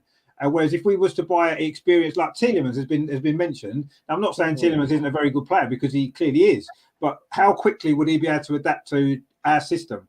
Rich. He wouldn't be able to adapt as quickly as Zinchenko and Jesus have done. Well, or even Odegaard's took time, hasn't he, to adapt to that role? There's two players. If you watch, and that's the bit about the live commentary you don't see. So when we actually watch it at the Emirates, there's two players that are always talking to Arteta on the sideline, and that's Odegaard and that's Xhaka. Right, they're always he's pulling them over like the minute there's a stop, a break, anything, Odegaard goes bombing in. And mate, they change dynamically as he's telling them. I don't think a professional footballer of any of any quality. I'm not talking about no disrespect to footballers, but anybody of any quality. The captain and that depends on who. Our two captains, should I say, will dynamically change that based on what Arteta's saying. It's an interactive thing. You watch it every single time, and all those who've been to Emirates know exactly what I'm talking about. Odegaard is the first one. Yeah, but we can change things tactically on the pitch. I agree, and we do. But it's the personnel. It's the personnel that doesn't change. That's the difference. No, I get that. I get what you're saying. But someone like my issue. Someone like don't make it your issue, Rich. Come on, relax, mate. Relax. It's my concern. It's my concern, not issue. It's my concern about don't even let it concern you. Trust me. Right, we're top of the league. The whole of the UK is red, right? Red and white, and it's all coming from the Emirates. Just putting it out there. And we're a lot higher than a lot of our competitors. But I'm telling you, dynamically, that whole team changes based on what Arteta says, and he won't buy. And again, I want to be horrible to football players, but somebody that's not mentally capable of actually doing that. I disagree with what you say about Ivan Toney. With Ivan Toney, actually, we can change our system in and around it because Jesus will pull people out. And all he's got to do is stand in the box and just whack the back. That's not what Arteta wants a centre forward to do. He didn't want Aubameyang to sit in the 6-yard box and score goals, which is what Aubameyang's good at. He made him do other stuff, and it didn't work. Ivan Toney, if I had Ivan Toney, I would put him inside the penalty box and say score goals. But Arteta doesn't want his centre forward to do that because he's got one at the moment that he's not allowing to do that. He's making him, not making him. He enjoys doing all that work, I'm sure. But that's what he wants. He wanted Lacazette to do it. He's wanted Aubameyang to do it. He doesn't want a centre forward to be in the box very often. But those are two old. I don't mean that in a bad way. They are guys at the end of their careers. They didn't have the pace. They didn't have the capability to. I'm telling you, right? I am absolutely telling you. I will lay money on it, mate. I'll lay money on it. Wear my pants on my head and run around the Emirates if you want. If we took an Ivan Toney, he would be able to adjust. And Ivan can come on anytime he wants. He wants to come on? Well, I'll have a chat with Ivan. No, I love Ivan Toney. He's an Arsenal fan. I think he's a brilliant player. I would sign him tomorrow. I'd sign him in January. I would have signed him last summer. My issue is would he fit? Would Arteta be able to get him to fit into our system? I don't know because he doesn't seem like an Arteta centre forward to me. 100%. He will be the one that you bring on at 60 minutes. Yeah, he will be the time when we're at that. We talked about earlier the compressed defence, the compressed midfield. Does he ever do that though? We've had other options on the bench. We have it at the moment because Eddie Nketiah is our only other striker, and he's very similar to Jesus, isn't he, in his movement and what he does, right? And we've had other centre forwards, other strikers in the club that were a different option to how we were playing, and Arteta didn't want to use them that way. And even now. And I still don't think he will now. He wants to stick to what he does. Balogun is very similar to Eddie Nketiah, like build-wise. Yeah. We have not had a unit. We have not had a Giroud in a long time. Interesting. Just want to pick up on a point that Tom said, actually. Xhaka's been through 3 managers. Yeah, he's still there. There's something about that guy that they all love. We have not had a Giroud during Arteta's time, and I think that's what we need. Right. He won't sign one. He will not sign one. Guarantee it. He will not buy a Giroud type striker. He won't, because that's not the style he will play to use a striker like that. He won't buy a striker. I guarantee it, he won't buy anybody in remotely like Giroud. One, Giroud's far too handsome anyway. He's not going to buy a striker that handsome, is he? Let's be honest. It's true. Why would you do that? It's just ridiculous. But he won't. I've got to say, Rich, that if you've got a quality player, I can't remember who said it. It was said years ago. But if you've got a top quality player, they can play anywhere and fit any system because they've got that drive and that technical ability. I totally agree with. No, I agree with it. But what we're saying is, for us to buy a Giroud, what we're saying is he's a different option, so we can do a different style of play to bring him on when we're losing the game or we need a goal. Bring Giroud on, throw the boy to the box. But Arteta won't do that. He might well buy a Giroud, but then he'll get Giroud to play a Jesus role. So he'll take Jesus off because he's tired, because he's run around a lot, and then he'll put this new striker on to do Jesus' job rather than change it to adapt the system to play a different way, to get balls in the box, to hit a centre forward, to get someone to hold the ball up into the box and stuff like that. He won't play that system. So he's not going to buy a player like that, is he? He'll buy a player that's going to fit his system more. He'll buy another type Jesus type striker, or he'll buy a midfield player like a Thomas Partey. He won't buy someone completely different that won't fit the system. He won't buy a left back who wants to be a left back. He's got a left back, he wants to be a left back, and he doesn't play him because he'd rather have a left back that wants to play in midfield because that's the system, it suits his system, you know, and that's what I think is going to happen. Whoever we buy in January, he's going to buy players that are going to more be suitable for how he wants to play as opposed to what we could need as a plan B. Because I don't think he wants a plan B, he just wants a better plan A. He wants better options to carry out the plan A. That's the impression that I get with Arteta. He's not a plan B manager, is he? He doesn't want a plan B. He's not interested in a plan B. He just wants plan A, and then he wants another plan A and another plan A, and that's how he's going to play. You know, and that's what I've seen from him. I'm not saying that's a bad thing necessarily. I do think you need to be a little more adaptable certain occasions to suit the game that you're playing against, the opposition and stuff like that. But ultimately, if plan A works, why change it? But when it comes to buying new players, that's why I think there's been players that have come in and out under Arteta because they haven't been able to, they've not fitted the system well enough. And that's why they've come in and gone out like a revolving door. And the ones he's got in the team now are the ones that he's worked with hard, a lot of them for 2 years, some of them. And the ones he's brought in are players that he knew before. And that's why it's worked. You know, and I don't know. That's my only, I wouldn't say it's a concern, but it's going to be interesting to see in January what we do. Because we need players that can fit straight in. That's going to help us for the second half of the season, don't we? Stoke buying players in January that's going to take 2 years to adapt to the system. Pointless. Because we need it now. Because this is our chance to achieve some great things. Rich, this team is still growing. It's still learning. No, it is. I agree. It's not just the players. It's Arteta as well, and I think he will get better and better as time goes on. He's learning. In the day, he's learning. He's chosen Arsenal. His inaugural management position, and it's one of the biggest football clubs in the world. So you know, it would have been hard for anyone to accept that he was going to turn it around in within 3 or 4 months or whatever it was. It's taking time. I'm glad they've stuck with him now, and he's showing the fruits of his labour. And I think your concerns about his one particular style, that might change as well. There might be some adaptability going forward in the future. But I have to say I'm with Steve. I think anyone that we do buy, I think Edu's quite on the money, and I think they'll work hard to find the players that they need that can work in the systems that they want to try and impress on this club. Yeah, and I think it will be fine. And at the end of the day, it's our old adage at the moment. It's not broken. Let's not try and fix it, because our forward line is still phenomenal. And we've got Emil Smith-Rowe to come back, who's going to add to that.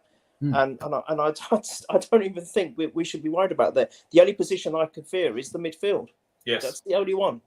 I can't see any weaknesses anywhere else. Tomiyasu's fairly new. He's adapted to the system very quickly. There are other players. I know Jesus and Zinchenko. You make a very good point, because Arteta saw them and played, and was part of that setup at Man City. But Tomiyasu wasn't. Look how well he's come on. Ben White wasn't, and look how well he's adapted to playing on the right. So players are adapting. No, but both of those. I mean, Tomiyasu and Ben White had a season to adapt, and now he's coming off.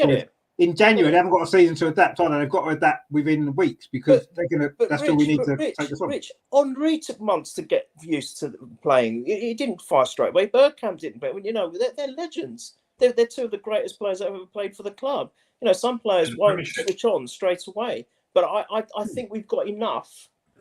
We need these players for backup more at the moment, rather than straight first team. But they've still got to come in and be able to do a job, haven't they? Yes, 100% agree. And that's where I think the Caribou Cup would have been good. See, and I'll go back to that again. Yeah. You see? Yeah. No, you're right. I still agree with you. I do agree with you. Honestly, mate, please do not be concerned. I think it's going to be fine. Honestly. Okay. I think as well, Rich, a lot of managers don't have a plan B. A lot of managers don't. They don't have the resources to throw on someone else. I'd love Giroud. I thought he was a brilliant player. I love Giroud. I think he was very underrated. What an amazing player he was, and he scored a hat full of goals, and he's done it everywhere. So you can't diss the guy. No, you're right. The funny thing is, actually, Tom, we were talking before, wasn't we, about Jesus not scoring? He hasn't scored for like 12 games or something ridiculous, which we know he brings so much more to the team. But I remember there was a season, I think it was a season Leicester won the league, and Giroud went about 12 games without scoring. And everybody said we didn't win the league because Giroud didn't score for 12 games. That's what everybody said, didn't they? And yet, if we don't win the league this year, no one will be saying we didn't win the league because Jesus didn't score for 12 games, will they? It's just that probably the perception of players is different, isn't it? I loved Giroud. I 100% loved him. I thought he was brilliant. And he was. We didn't win the league because Wenger didn't actually spend any money because he didn't have any money to spend. When Peter Cech was the only one. I mean, and that was the bottom line. But then, who was the only team to beat Leicester home and away? The mighty Reds, mate. Mighty Red and Whites. That's us.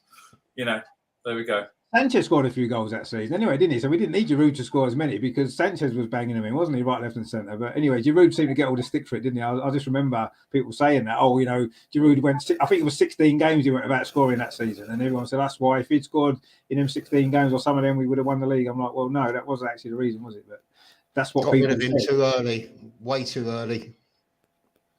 What, to win the league? No, we got rid of Giroud way too early. Yeah, we did. Yeah, 100%, Tom. 100%. We brought Aubameyang and got rid of Giroud, didn't we? That was sort of how that works, really. We could have. I think we should have got offloaded Welbeck at the time and kept Giroud. We kept Welbeck. Yeah, I would have kept Giroud 100%. I would have done. Yeah, the goals he scored were spectacular. He never scored a bad goal, did he? Always a scrappy goal. That's why. I would have kept Gnabry. That left foot. He had a left. Well, he still has. He's got a left foot. It's just a one. I'll tell you, someone else who I liked watching score was Podolski. He was brilliant as well. Yeah. What a shot he had on him. Another left footer, you see. Another left footer, Neil. He's left footers. They're the players. Erdegaard's left foot, isn't he? Saka left footed. They're the best players. Honestly, left footed players are the best players. Shout out to Odegaard for scoring 2 goals as well because I'm glad he's got on the score sheet twice. That was brilliant. All I would say on Erdegaard quickly, he scored 6 goals this season, and 5 of them have come against a team that was bottom of the league at the time we played them. 5 of his 6 goals. Not against Forest, 2 against Bournemouth.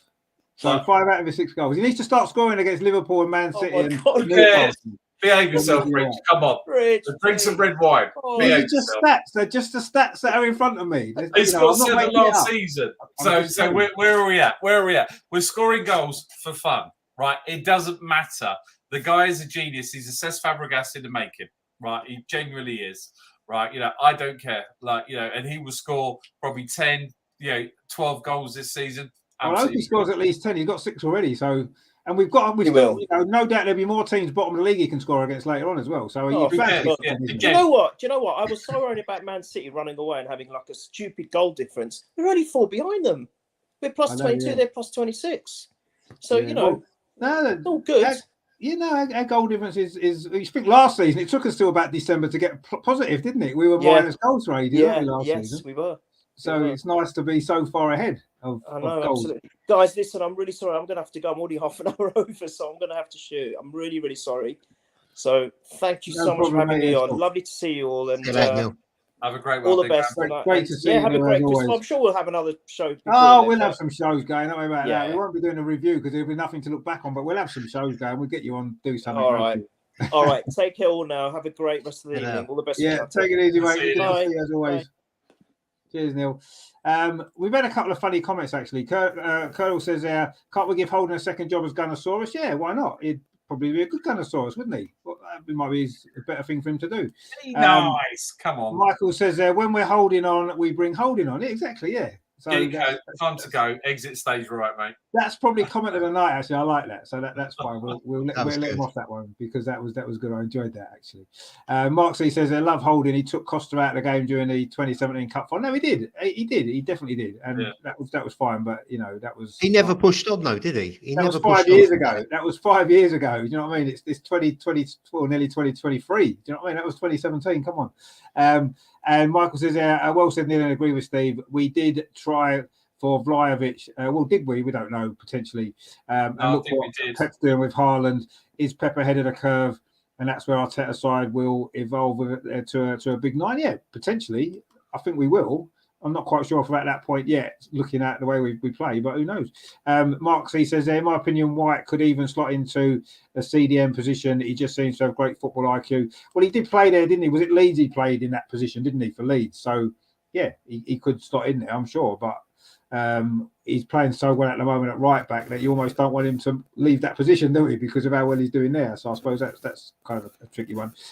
What we're doing then quickly before we finish, what has been your favourite match this season, Steve? Oh, mate, it's got to be the North London Derby. Absolutely. Second. Oh, difficult. God, Liverpool was good. But like every time they turn up, crushing them, and then we're going to crush them when we get up to their toilet lid stadium as well. So North London Derby, everybody on song, everybody screaming their lungs out, absolutely destroying them. I mean, just laying waste them, and having the week before with the Tottenham fan on telling us how big a beating we were going to get. Mate, that was amusing actually. No, I mean that's fair enough. That's a pretty good choice. Beating Spurs is always nice, of course. Tom, what's been your favourite match of the season so far?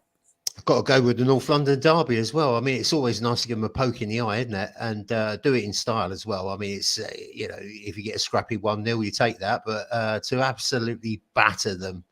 That's what we've been doing with the sides. In first halves, we've been running them ragged, and we're starting to develop that, spread that over the 90 minutes. But been some amazing performances, but I particularly enjoyed that one, as you expect. Yeah, I mean, of course. I mean, there's nothing better than beating them. The only kind of thing I would say on that is we tend to beat them at home like that every single year. So it's not like, oh my God, that's a surprise. So for me, I would maybe just go for the Liverpool game ahead of it, because when was the last time we beat Liverpool? And the way that we beat them this season, yes, it was only 3-2. It was a close game, but we played really well that day against a team that we never normally beat. So for me, that would maybe just shade it, only because Tottenham are generally rubbish and we do generally thrash them at home every single year. It's just standard, isn't it? It's like, oh, we've beaten Tottenham at home again. We do it every year. Do you know what I mean? Well, we don't often beat Liverpool. So I kind of enjoyed that one. Maybe a little, I just thought that was a bit more of an enjoyable result, because Liverpool have been a team that we've not been able to beat. We didn't even score against them last season. So to score 3 against them and play as well as we did, I thought that was a really, really good performance, actually. And also, I'll tell you what made it sweeter, Rich, was the fact that Tottenham are always being built up to be right in the mix, and they're going to do this and they're going to do that. Who builds them up, Tom? Who builds them up? It's the media, but who cares what the media think? They're idiots. So no one's building them up. Even Tottenham fans know them. Even Tottenham fans know they're rubbish. They're never going to do anything. So I don't know. Jamie O'Hara. Well, Jamie, come on the show, Jamie. As Steve yeah, come on. Mark says winning at Stamford Bridge. Yeah, that was a good performance, actually. I was going to say, away from home, I thought beating Brentford 3-0 was impressive as well, after what they did to us last season and what they've done to several other teams at home. Oh, Colonel's just put that as well, beating Brentford away. Yeah, I thought that was a really good performance and made up for we controlled that, Rich. We controlled that whole game. We absolutely, same as we did with Chelsea, we absolutely controlled that whole Brentford game. To see what they've done to Man City, right, for us to go in and control it in such a way and beat them and in their yard, mate, that was really good. But come on, beating Tottenham at home with all the fans, there's nothing better. Come on, there isn't. I just treat that as a standard behaviour, though. It's just standard, isn't it? We do it every single year, so it's like another. Are we beating Tottenham again? Yeah, it's brilliant, but we always beat them. Okay, how about this? If we win, when we win at theirs, are you going to be any better about it? You going to be a bit more? No, because when was the last time we won away at Spurs in the league? It's been a long, long time. So that doesn't happen very often. So that would be amazing if we can go there and win away from home. That would be the result of the season for me by an absolute mile, because we never beat them there. We haven't done for a long time. So we've never won in their new stadium. So to beat that record would be brilliant. It's like if we go to Anfield, if we win at Anfield or at Man City this season, that would just be incredible.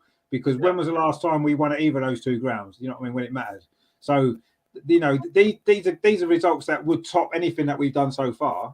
Yeah, those 3 games away from home. If we're unbeaten in those 3 away games, I mean, one, we'll probably win the league, but secondly, they would just be amazing performances, wouldn't they? Because they're the traditional games that we fall down flat on our face. Man United is another one we did again this year, so we need to put that. We need to put those to bed, don't we? So we can go to Anfield and produce a result. Leeds won at Anfield the other week, didn't they? Brentford won at Man City. Why can't we do that? Why can't we go there and do that? They just have. We're better than both of them 2 teams, so why can't we do it? That's what we need to do now, this season. What would Sport have to say then? Well, who knows?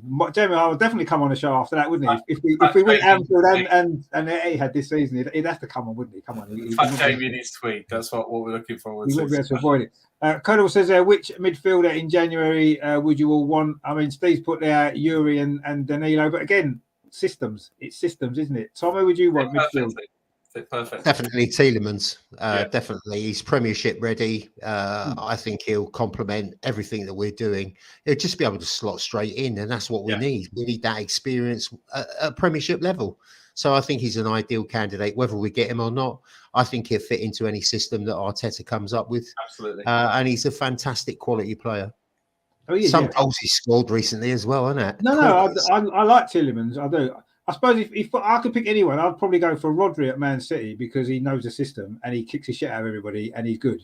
So I would probably, not that we'll never get him, but he would be top of my list because I quite like him. I don't like him when he plays for them, but I actually quite like him because of the sort of player that he is. And that's the sort of player every team needs, don't they? Everyone needs a Rodri, don't they? Let's be honest. He wastes time. He pretends to be injured. He kicks lumps out of everybody. He's a horrible, dirty player, but you kind of need someone like that. And I think we've got Xhaka for that. We've got Xhaka for that. I can't but he's a lot more. He's a lot smarter than Xhaka. He never gets sent off very often, does he? Because he does it on the sly. Xhaka's too up front, and Xhaka's too honest. Actually, that's Xhaka's problem. He's just too honest. Actually, talking of Xhaka, who would be our player of the season? Because he's obviously one of the candidates, isn't he? Steve, who would be your player of the season so far? Because there's been Bukayo Saka. Statistics tell you. Is that what you go? I mean, yeah, he's been great. There's no doubt. So B has the most one-on-ones in the box, the whole lot. Statistically, it's Bukayo Saka. So I've got to tip my hat to it. Or, believe it or not, Gabriel in defence. Absolutely amazing. Wow, okay. Well, fair enough. I mean, you can't argue with those choices. I mean, anyone you pick could probably have a case to be player of the season so far, but they wouldn't have maybe been the first two that would have sprung out for me. But there you go. That's fair enough. Tom, who would be your player of the season so far? Again, lots of options, of course. Saka's been brilliant. Can't argue with that. But for me, the one that's got me out of the chair, the one that's got me sort of really excited is Martinelli. I mean, that lad has come on leaps and bounds, and there's more to come. There's so much more that lad's going to do once he starts finding that net on a regular basis as well. You can see it all from the time that he was struggling to make the team. I think we played Liverpool in a cup competition when he got injured, and we were just starting to see the best of him. And now he's starting to turn it over. He's starting to show exactly what he's made of, and making Klopp right as well. He's a magnificent talent, and I just can't wait to see him. He's the first one I'm looking for. If he's on there, the excitement levels suddenly increase. Him on that side, Saka on the other. I mean, it's brilliant to watch, isn't it? And you've got Jesus kind of sniffing about and picking up the ball and dancing through these defenders. Magical. What a front three. Yeah, I mean, Martinelli has been amazing. He's really stepped up a level this season, hasn't he? As many of them have, and he is an exciting player. And I love his energy as well. He chases everything. He wants to make things happen, doesn't he? He's brave on the ball. He doesn't shy away from taking someone on or doing something a bit clever. He's one of those sort of players, isn't he? And he's great to watch. I agree. But yeah, I mean, there's so many options for players, which is great to have, isn't it? It's nice to have someone you could almost look for the whole team and pick anybody and say that they deserve it, and you wouldn't be too far wrong. I think it's very, very difficult to look anywhere other than Granit Xhaka for me. Just one, because of the massive improvement that he's shown in his performances week in, week out, and also the fact that it's so clear how much he loves playing for this club. What a leader he is on the pitch, in the changing room. The players all respect him. And I don't know, I just think I thought last season he was really, really solid and consistent, but this season he's gone up another level even more. And, for all the stick he's had, for how close he was to leaving the club, the fans, the fact that he's managed to turn around the fans from everybody, not everybody, but most people actually never wanted him to play for the club again, to be in a situation now where he's the first player that everybody sings when he comes out onto the pitch, his name. And after games, everyone's singing it for hours after games, That turnaround for me has been amazing this season, and his performances and his whole personality have deserved it. So for me, I put his picture on the thing, and I think he's my player of the season so far. But I certainly, Martinelli's been amazing as well, and Saka's been amazing as well. Jesus has been amazing. If he could only score a few more goals, he'd be even more amazing. Saliba's been amazing. They all have. Let's be honest. Ben White, what a season he's having, just incredible. Thomas Partey, different class, isn't he? He's been now we are this season's finally starting to see just how good that guy is. Just how good. Yeah. Oh my God. Yeah. Oh, he's been brilliant. Yeah, he has. No doubt about that. Mark C says January looks a testing month. Yeah, it does in terms of the fixture that we've got. It looks very, very testing. But who knows if everyone's fit after the World Cup and other teams have got some injuries, you know, and even it's not. Our team is good enough to beat anybody on our day. So that's how I look at it. I'm not going to be too worried. John is in the chat. He says, "Hi, Richard, Stephen, Tom, just tuned in. How you doing, mate? Good to see you. Hope you're well. I've probably been working again, have you? You don't have one like Terry. He works too hard when the shows are on. Carl says, I know Lokonga hasn't really been good enough and needs a loan. But are you guys upset that others like Aziz and Matt Smith haven't been given a go? Well, yeah. See, this was the thing for me, right? We've had opportunities this season to bring some of our younger players through into the team. Yes, we had that 15-year-old who came on for a minute and a half in that game. Against, was it, I can't remember what game it was now. He came on, didn't he? Brentford, was it? When he came on for 10 seconds. But Arteta isn't bringing through these young players, is he? You know, the Carabao Cup, the Europa League group stage always used to be the breeding ground for these young players, wasn't it? You know, they used to come in. Jack Wilshere, for example, made his debut in the League Cup, didn't he? You know, Saka made his debut in the Europa League. And I'm a little bit disappointed that some of these younger players haven't been used. Even some of the squad players that are on the bench hardly ever get used, you know, and they're the first team squad players. So it's almost like, I don't know why they haven't been. I agree. I mean, Matt Smith must have been, I think I read somewhere he's been on the bench more times than any other Arsenal player to never have got on the pitch. He's been named in the squad more than any other player never to have played, Matt Smith. So, yeah, I mean, Aziz was on loan, wasn't he? Is he back now? Because he was at Portsmouth at one point, wasn't he, Aziz? No, he's back out on loan. He was back out on loan. I can't remember who it is. But, you know, like I said in the chat there, Patino's a great example. Like, you know, he's out there, he's ripping it up. I don't want those kids in the limelight. I want them away. Emil Smith-Rowe, when he went to Huddersfield, oh, my God. Like, he was, you know, that's where he learned his trade. That's where he became the player that he is. Too much pressure. Like, you know, again, from a fan's perspective, we get these young kids, these prodigies that come in. Not everyone... not everybody's going to be a Saka. They're not going to be that way. We need to give them their time to grow. They need to be, but trust me, when they come back, oh my lord, then we've got players. Patino for me. Patino, yeah, I agree. Charlie Patino's doing bits, isn't he? He's just mad at Blackpool. They love him as well, don't they? He's doing really, really well. But yeah, he's not quite ready. He wasn't quite ready for our team last season, was he? We saw that he was a little bit off, and he needed a loan. And you know. Alone is what we've got, which is great. Tommy says Xhaka for sure has stood out this season. What a turnaround for him. Yeah, that's been the big thing for me. I mean, he's had a great season anyway, but the fact that he's got the crowd back on his side, that is one of the most amazing turnarounds I've ever seen in a player ever. It's just been amazing, and he deserves all the credit that he's got. We've got a comment there from LJ1 says, we love you, Steve. What about Tom and Neil? You've got to love them as well. Come on, you know, share the love around equally. It's, you know, it's the way it is, isn't it? John says the defence and Ramsdale has made a big difference, along with Jesus and Zinchenko. Science has brought a winning mentality. Yeah, we mentioned it earlier.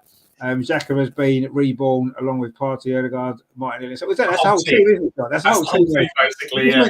That's fine. You know, you're right. The whole team has been amazing, and that's why we're top of the league. 5 points clear. I mean, wow. But no, you're right. All those players have been fantastic. We've got LJ1 says Ronaldo to Arsenal. I heard. I don't think so. That isn't going to be what's going to happen, is it? No. Would you have him? No. Quite honestly, no. But Piers Morgan wants him, so let Piers. You know, Piers Morgan can buy him. Who cares? You can go and live with Piers Morgan for 6 months. Come on the show. We might get banned from YouTube, but you come on the show, big man. I've got a few things to tell you face to face. You're talking about Piers Morgan. Yeah, Piers Morgan. No. I wouldn't have him on the show. I wouldn't have him anywhere near the show. I'd set up a different channel just for him because trust me, we'd be banned. But get Piers Morgan on the show because honestly, I'd get all Spanish on him. Like in a no to the pair of them. No. I've got a short list of people that I've never have on the show, and it's not very long. There's only about 4 names on it, and Piers Morgan is top of that list. So absolutely no way. Face I could never go tired of slapping. So no, he definitely wouldn't have him on the show. But unfortunately not. But Jamie O'Hara is more than welcome, and Cristiano Ronaldo is more than welcome as well. But not Piers Morgan, I'm afraid. Not at Arsenal, but on the channel, absolutely. Jamie, come on, you look fat in tweed, fella. You come on with your tracksuit. Let's have a chat. Or wear your tweed. Wear your tweed on the show, even better. Yeah. That would I'll be wear good, my wouldn't it? tweed. You wear your tweed, I'll wear my tweed. You look fat, I just look amazing. And that'd be a good show. That'd be the tweed hour. That'd be good. That it'd be like we could do it like we could have like a fashion show, couldn't we? You know, and wearing the tweed in the left hand corner, it's Steve, and wearing tweed on the right, it's Jamie O'Hara. And then we can vote who looks the best. We can have a vote, couldn't we? Put it to the public. Oh, mate, it'd be amazing. Like Strictly Come Dancing, it'll be. It'd be tweed off. It'd be a tweed off. I can guarantee that Fatty O'Hara would go. I wouldn't even be able to touch this. Tweet off would be good, actually. Colonel says, whatever happened to the rumours of Xhaka's betting scandal for getting sent off? I don't know if that was ever really Xhaka, was it? It was mentioned it may have been Xhaka involved, but clearly it wasn't. But yeah. It was betting on Xhaka. It was betting on Xhaka. It was that spiked at some point. So it was actually a third party abroad. It wasn't actually Xhaka that was the one that was being pulled up for it. So there was a spike. There was a spike in betting that the artificial intelligence picked up. Interesting. I mean, let's be honest. There's a lot of that goes on a regular basis. I think anyway, and as we know, but it's of course it is. Yeah. If you look at the net, as we were talking about on our WhatsApp group the other day, the Netflix bit on FIFA at this moment in time. Next week, when everybody's in Qatar, is a great example of exactly that. Although I couldn't possibly comment. That was based on what Netflix is saying and not me. No, I mean, I quite like the fact that Sepp Blatter recently came out and said, oh, actually, it was a mistake. It was a mistake to pick Qatar for the World. Oh, was it a mistake? Now you say that after you've made millions of pounds out of it and we're 2 weeks away from the tournament. Yeah, why not say that 12 years ago when you picked them, mate? And arrested him for fraud as well, yeah. Anyway, what can you say? LJ1 says there, from the three of you, you all have to agree on a five-a-side team you would have from the Arsenal team. Is that from the current team or in history? What are we thinking? A five-a-side team from the current team. Let's go with the current team. What five-a-side team would you? Obviously, Ramsdale will be in goal, would he? It'd have to be. Absolutely, yeah. Or Max Turner, maybe. But yeah, Ramsdale in goal. I think for a five-a-side team, I think you need. He's got current team. Okay, right. So, how many defenders in a five-a-side team? Maybe two defenders. Who would we go for? Are we playing rush goalie though? Are we playing rush goalie? No, Ramsdale's in goal, isn't he? I haven't played that since school. Rush goalie. I'm just putting it out there. You got to have Gabriel. You got to have Saliba. I think. Yeah, definitely. See, I would be tempted to go Saliba and White. You know. Would you? Yeah, because White would be more. He could sort of move the ball into midfield. He could move into a midfield as well, couldn't he? He could move further up the pitch. Whereas Gabriel, I think, in five-a-side, you can't score a header from a corner, can you? So his effectiveness further up the pitch is going to be less than Ben White's would in a five-a-side team, I think. Yeah, and then you're going to have. Got to have Odegaard. Would you or not Partey? Yeah. For five-a-side, Odegaard would be a good five-a-side player because he's good in tight spaces, isn't he? So. I think Partey. I think Partey would be better than Jesus up front. No, I wouldn't have Jesus up front. He's not a natural goal scorer, is he? He's not a natural goal scorer. Eddie in five-a-side would score hundreds of goals. Eddie would because he's a poacher. He's a poacher. He is. He's a poacher. Mate, I'm most Balogun. Let's have Balogun then instead. Like, we've got Balogun up there. No. Balogun is a unit. I have to say, he's a unit. He's a unit. He is a unit. As everyone can see, we're not going to agree on a five-a-side. No, it's all getting out of hand. Would you really have Jesus over Eddie in five-a-side? I'm not talking about in the Premier League. Mate, 100 every day. Jeez, have you never played FIFA? The opening thing is like, have you ever played FIFA? They do it in the little five-a-side. It's a five-a-side. FIFA's not real life, is it? FIFA's not real life. Yes, it is. Have you not seen the tweets when people are playing FIFA about formations? No, I would definitely play Jesus. I'd definitely play Jesus up front, and I would probably go. To be honest with you, if it's anything like the five-a-side I've played in the past, I'd want a massive unit that would just go through and smash you up in midfield. So someone like Partey or Xhaka for sure, swinging punches. Odegaard is too Disney Prince for me. He is, but he's good in tight spaces with a ball, so I think he could be pretty useful. Plus, I think he'd be good at them. He'd be good at playing a ball off the wall now, wouldn't he, Odegaard? He'd be one of them. Not getting larruped to the back of the head by some big unit from the other. Well, he would definitely. He would get smashed about a bit. Do you know what? It's quite funny because he was getting loads of stick. He's too small. He's too slight. He actually takes a bit of punishment. He really does. And it bounces off him. He doesn't bother about it at all. He doesn't get narks or anything, does he? He just gets Well, he's Norwegian, isn't he? You know what I mean? They're quite laid back, aren't they, the Scandinavians, really? No, they're Vikings, mate. They come and terrorise people. Like, go ask the people. Yeah, no, but they're quite laid back, aren't they? I think the Scandinavians are quite laid back. I mean, you go in IKEA, you never get any aggravation in IKEA, do you? It's quite chilled out. It's quite a chilled out shop, isn't it? Do you know what I mean? People get lost in there and die. Like, you can't get out of IKEA. No, you can't get out of there, but it's quite chilled out atmosphere. Don't let you out unless you buy something. Yeah, don't need to. But the other part of it, of course, is that as you say, it was the Brentford goal. I remember he turned his back onto a couple of defenders and kind of jumped straight back at him and knocked him out the way.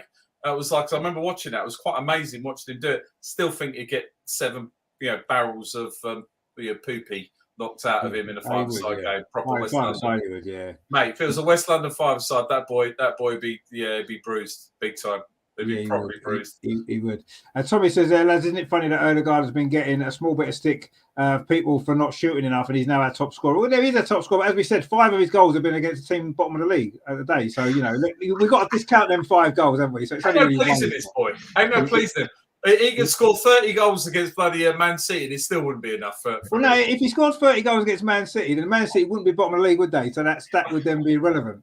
The other goal he scored actually was against Fulham, so it's not like he's scoring goals against any of the good teams, is it? But anyway, he is our top scorer. I do give him that. He's got 6 goals. He is our top scorer, 6 goals. But 5 of them have been against the team bottom of the league on the day that we played.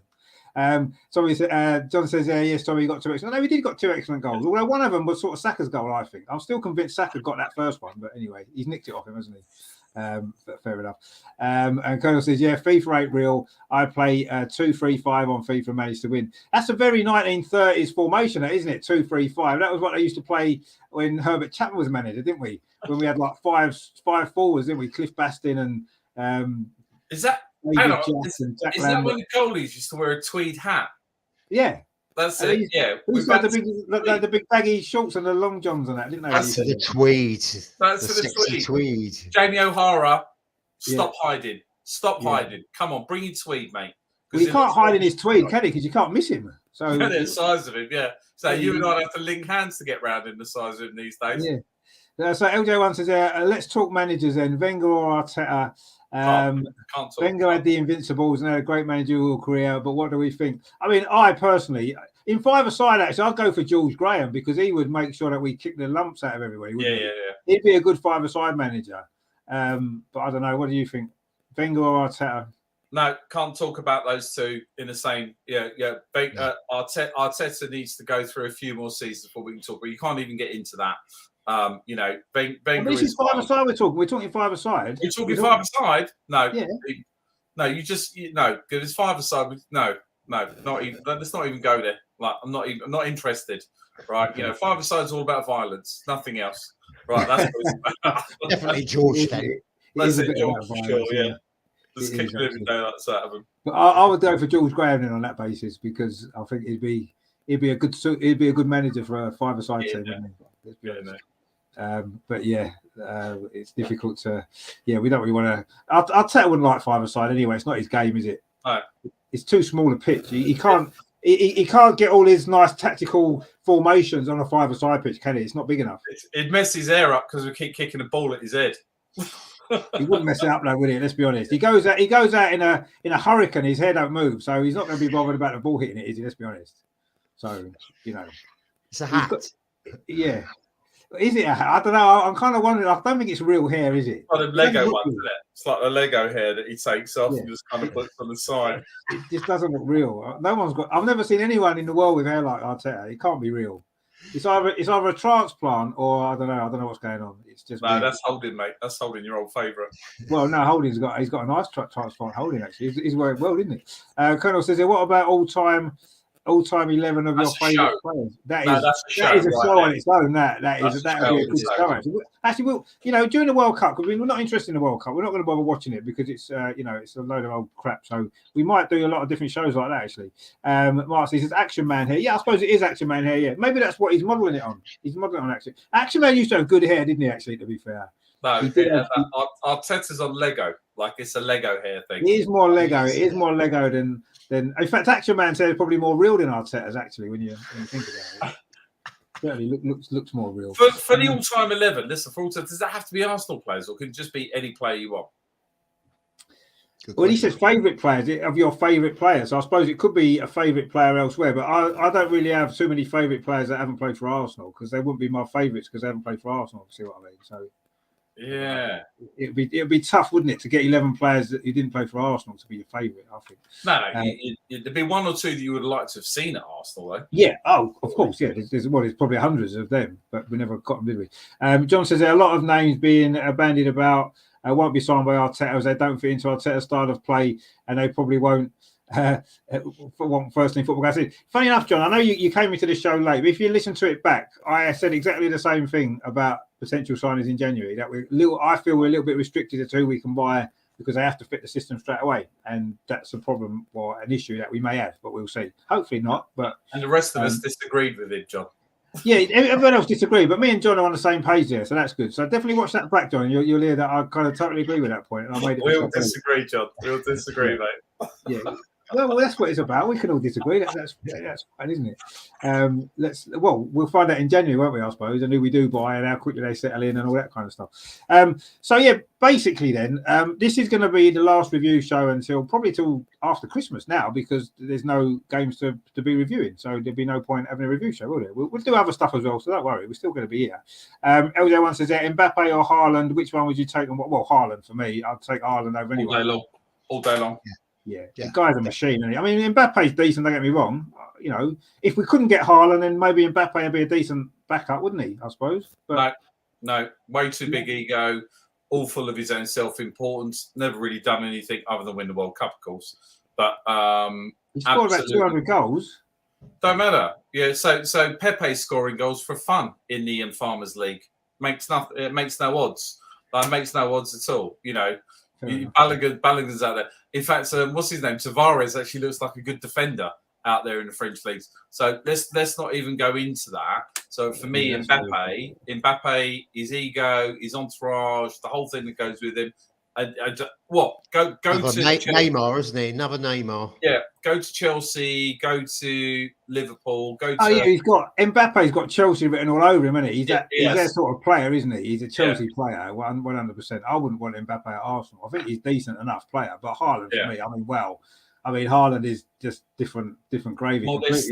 He's actually quite modest. He's quite low. He's very Odegaard-esque. So for me, Haaland, and also he's the Scandinavians. We love the Scandinavians. They're the ones.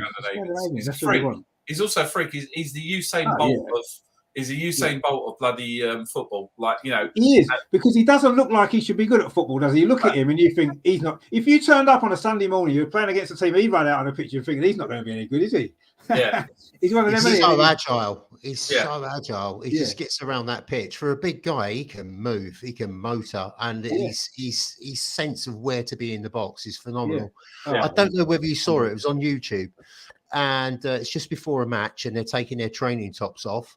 And all the rest of the team were just throwing it. The guy was bending down trying to put them all in, and they're just throwing it. It's going all over his back, his head. I did see that. Yeah. And he just went. He folded it up and he gave him it. And I thought, class. There you go. You're talking about a different class of player. He's brilliant. I love everything about him. He's just a fantastic footballer. As you say, he's down to earth. He seems like a really funny guy as well. When you hear him speak, he's got a sense of humour. I think he's great. Yeah. So I'll definitely have Haaland, 100% without even thinking about it. John says, bring back Giroud and Zaha. Who did we mention before? We were talking about Giroud, weren't we? We wanted to get Giroud back. Only hopeful won't happen. We're never going to sign Giroud, are we? Not now. He's 36, is he? 37? Still a very handsome fella. But Zaha we could get for not a lot of money. We could get Zaha, yeah. But again, is he going to fit into Arteta's way of playing? I don't think he would. 100%. I love Zaha, but I just don't think he's an Arteta player, unfortunately. I disagree. I think he could quite easily fit in as a backup for Martinelli. Would he come to Arsenal to be a backup for Martinelli, though? Yeah, he's at the end of his career and he wants to win things. And, as we said, we're top of the league. We'll be until after Christmas into the new year. England's red at the moment. Yes, everywhere's red at the minute, including your wine. Neil's back in the chat. It's sorry to leave early. Thanks for having me on, and thanks to all in the chat. Take care. See you all soon. No worries, mate. Always good to have you on. A pleasure, and I'm sure we'll see you all very soon. So yeah, there's going to be no more review shows until after Christmas, but don't worry because we have got loads of stuff on the channel, and as always, we're doing a series of shows actually. World Cup's on because we're not going to cover this World Cup at all because we're pretending it's not happening. So we're going to be doing a World Cup memories show. Basically, we're going to be looking back. We're going to have one World Cup per show, just memories of previous tournaments. We're going to start at 1978 because that's the first one I can remember. So we're going to go from 78 all the way through all the World Cups up to 2018, the proper World Cups, the ones that happened in the summer at the end of a football season, all that kind of thing, actual proper World Cups. So we're going to look at all of them. So we're going to get, we have different guests on. People have got different memories of different World Cups. So that's going to be happening throughout the World Cup over the next few weeks. Obviously, the women are still playing. So we'll be obviously usual coverage of the women's team starting on Saturday with the next game against Manchester United. So we'll be doing that one as well. Champions League next week as well against Juventus. So there's still going to be loads of stuff on the channel. There's going to be a few other bits and pieces as well. I'm actually getting an Aston Villa fan to come on next week to talk about Unai Emery. Of course, took over Aston Villa, so he's going to have a little chat about how he's doing at Villa, and I'll be talking about what he did at Arsenal or didn't do at Arsenal and all that kind of stuff. So that's going to be good. That's going to be on next week at some point. That's going to be interesting. So we're going to use the next couple of weeks just to do a few different things really on the channel. Just a little bit away from what we've normally been doing because none of that stuff can really happen because there's no Arsenal games to be doing. So I don't know. What about, are you going to be doing your show, Steve, throughout the World Cup, or are you going to be not really doing it because it's not? Well, yeah. So of course we are. So Adam and I are going to be doing the socials. There's a lot going on. Obviously, looking forward to what makes the world class. One that we talked about as well. We need to do that. Yes. What makes a player world class? So looking forward to all the fans out there to actually, message us and tell us what their definition is. Definitely going to be following the socials. Definitely going to be laughing at Harry Kane because he spits a lot. Definitely going to be doing all of that really cool stuff that we know. We're going to be missing Arsenal.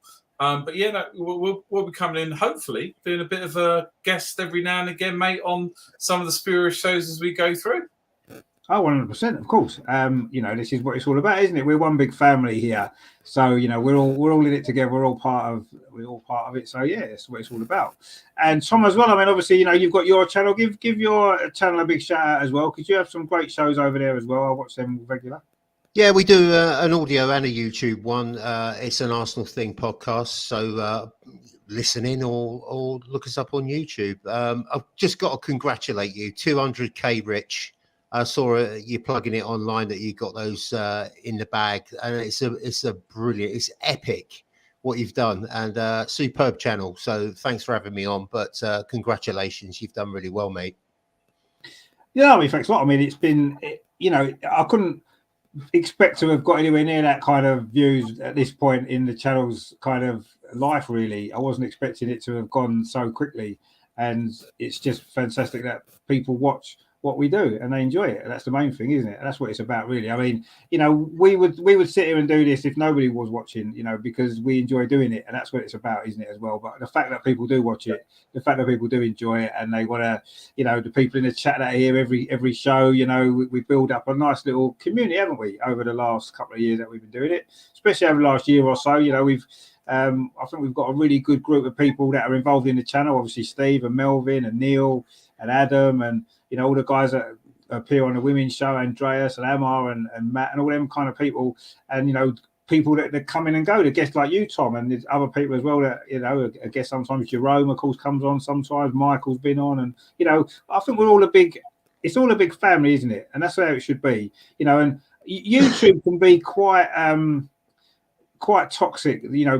Channels seem to think they're competing with each other, and they don't want to help each other out, and they try and put barriers up for people. It's like everybody's in it together. We're all in it together, aren't we? At the end of the day, we're all Arsenal fans. We're all talking about the club that we love. We've all got different ideas, different things that we want to do, which is great. So why can't we all just get on and be, help each other out and help each other to grow? That's what we should be doing, not trying to be silly about it and stuff like that, So, but it's just the nature of it, unfortunately, isn't it?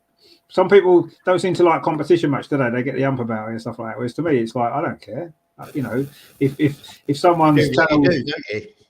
It's not competition, though, is it, Rich? You know, it shouldn't be. It shouldn't be. No. It's like-minded individuals all coming together. You've got 200,000 people that have actually looked at, you know, and listened to some of the stupidness that I kind of normally put up, and you know, and the great stuff that Melvin does, then Rich. I mean, in fact, one of the great things is, and what I love about it is, Rich and I, the first time I ever went on one of Rich's podcasts, he was having a go at me because I liked Arteta. I got roasted for that, and here we are today. But you, know, you was right all along, Steve. See, you should be pleased with yourself because you was right. I'm not being smug. Look, I'm not being smug or say I told you so. I told you so. Like absolutely, I told you so. Big time. But what I love about it is that we've got all these other channels that actually come on. They're part of the shows. You know, all different shows. There's never any animosity. There's never any face-offs or all the nonsense that you kind of get with it. You know, it's just good fun, good bit of banter.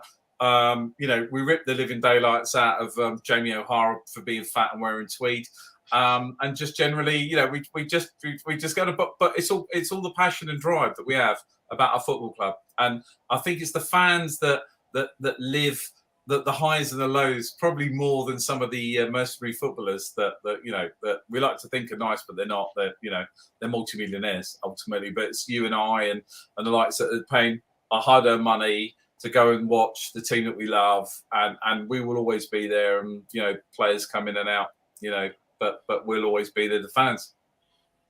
Exactly.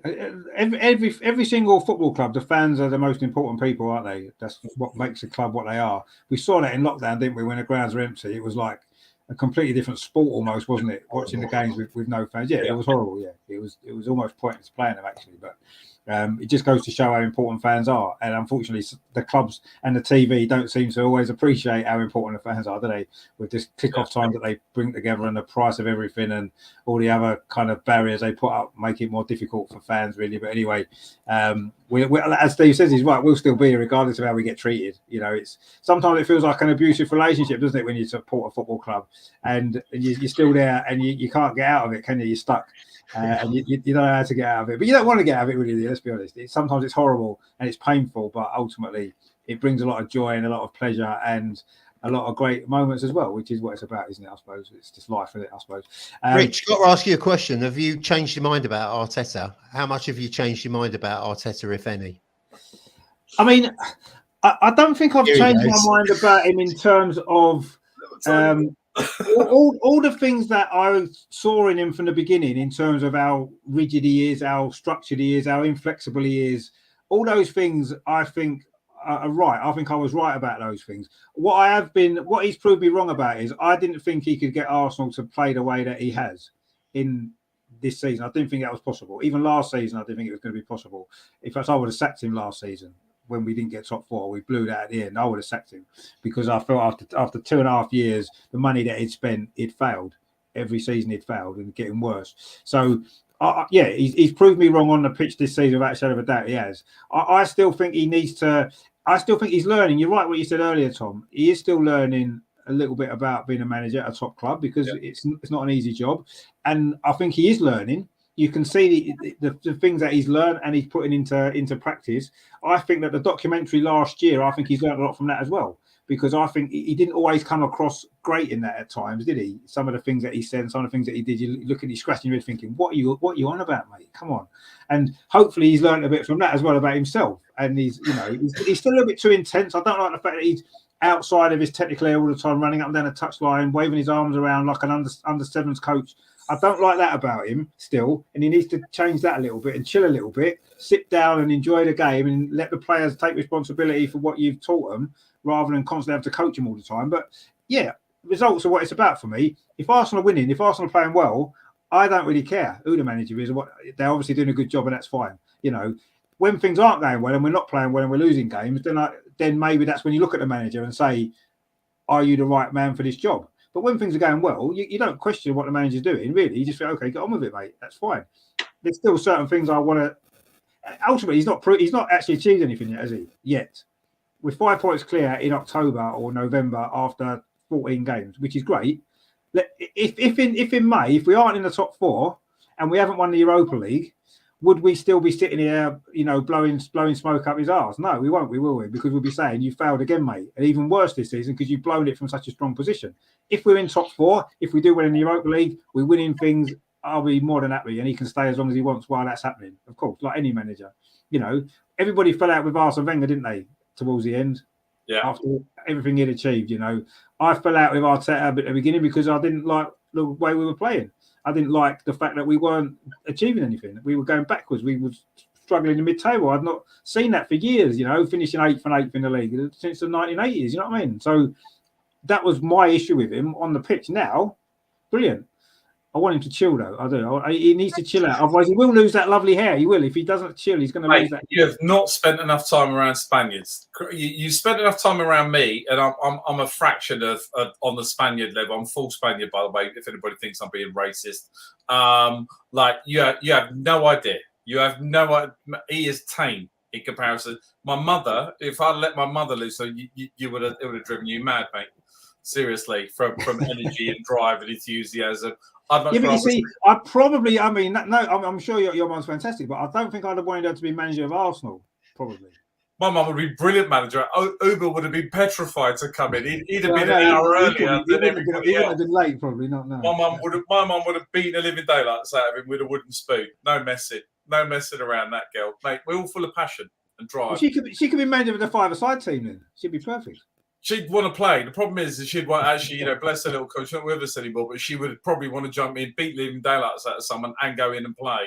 So, but mate, I want to see passion. I want to see drive. I want to see enthusiasm. I want to see a leader. That's what he brings, and it's a natural in the Spanish, mate. Just watch us speak. Everything we do is passion and flair. That's what it's about. Yeah, maybe it is. Maybe that's what it is. And maybe he's too Spanish. Maybe that's his problem, which he can't really help, can he? To be fair.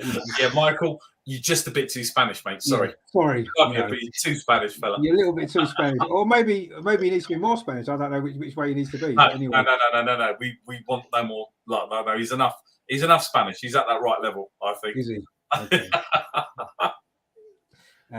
Colonel says, is that how you lost your hair, Richard, in Arsenal's Arsenal? Yeah, it probably was. I think really it all started in the 1980s, to be fair. That's when I started losing my hair when Arsenal were rubbish then as well. So, but yeah, it's the way it is, isn't it, unfortunately? John says, sad leaving the marble halls of Highbury, but now Arsenal have the right stadium to compete for the future. Yeah, I mean, that's fair enough. I'll never, ever not miss Highbury. Never. I'll never not miss it. It's just an amazing place. It was just incredible. And it's what made us all love Arsenal, isn't it? I think every single Arsenal fan is an Arsenal fan because of Highbury, what it was, what it stood for, what it meant and what it was. And Mark C says there, mind you, also wish we'd never left Highbury. No, I wish as well. I agree with you. I wish we hadn't, but we had to, I suppose. And I think John's right. It's to move forward in the way that we wanted to move forward, we had to get a bigger stadium, didn't we? Unfortunately, and that's the way it is. But yeah, Mark C says there, at the very least, I'm wanting the Europa. Way too long since we won a Europa. No, I agree. I'd love to win the Europa League. Yeah, that would be amazing. Yeah. And to be honest with you, if we win the Europa League this season, regardless of anything else, then I'd put a statue of Arteta outside the Emirates. To win a European trophy, he deserved one. So not getting mad now. Yeah. No, European trophy. Giving the time of day at the beginning of the season. Well, yeah, but if we can manage to win us a European trophy, it'd only be the third manager in our history to have won a European trophy out of all the great managers that we've had.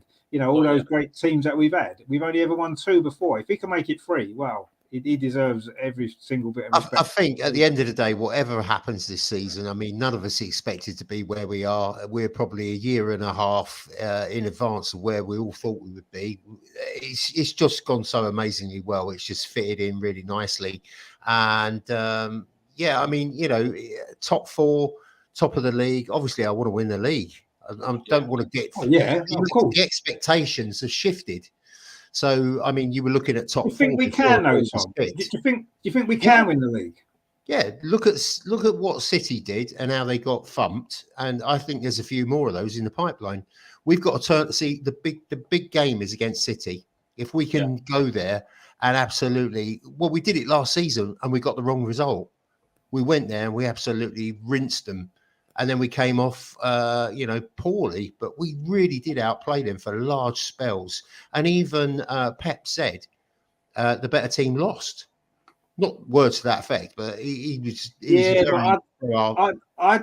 I never listen to Pep when he talks about Arsenal because he loves Arteta and he's never going to say anything bad about Arsenal because it's his best mate.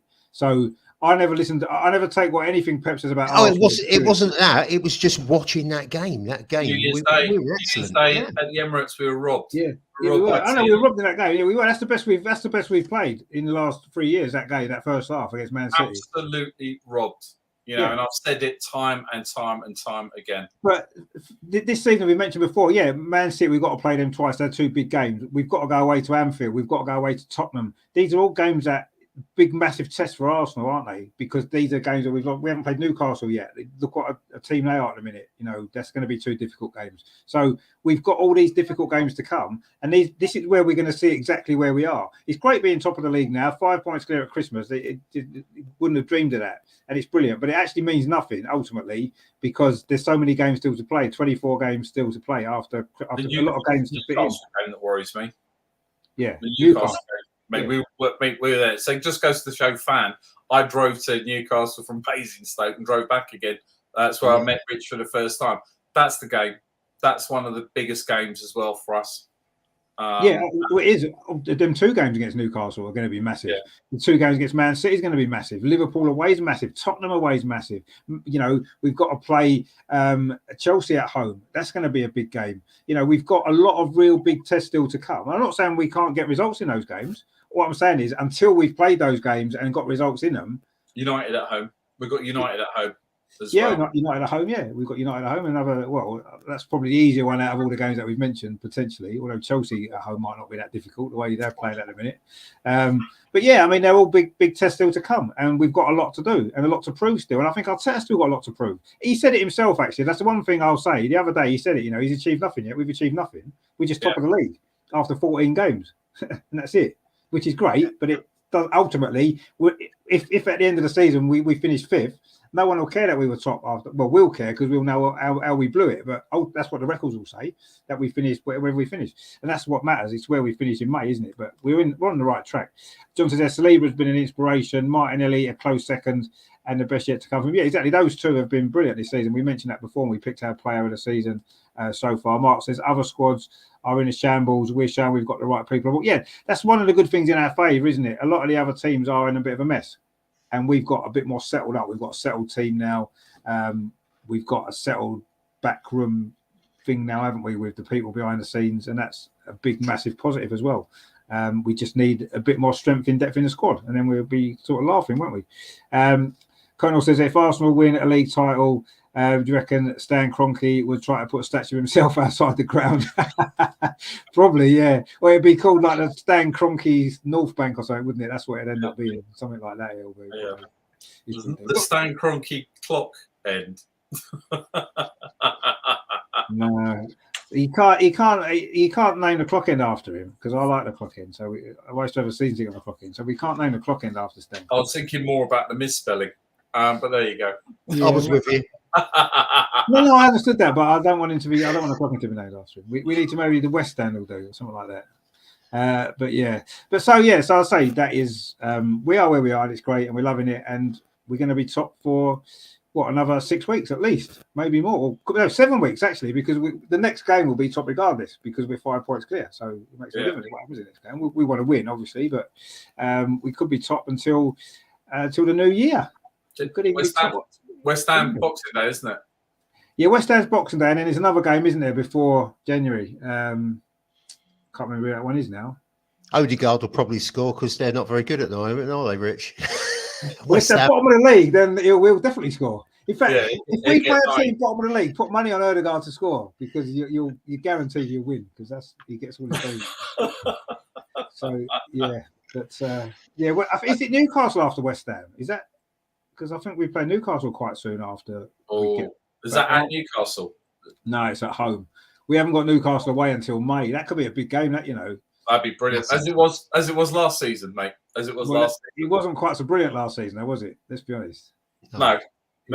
It was To be fair, I would have sacked Arteta that night. At half time, I would have sacked him in that game. It was just that vlog wasn't. The vlog we did wasn't particularly good, was it? I was hyped on Red Bull as well, so that's never a good sign. We did get it was nice because before the game you said we'd win 3-1, no problem. I remember that, and everyone was pointing it out afterwards, saying, "Oh, that went well, didn't it?" Yeah.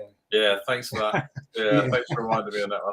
But listen, that's in the past. It's a new Arsenal. It's a new Arsenal. It is a new Arsenal. Of course it is. This Arsenal team aren't going to Newcastle and losing 2-0 like that. We might lose at Newcastle, but we won't lose in that manner that we did last season. Absolutely no chance. We won't lose in that manner to anybody, I don't think. Just before we go, though, because it's going to be the last review show of not quite of the year, but and certainly until Christmas. So we just need a little bit of blast of this.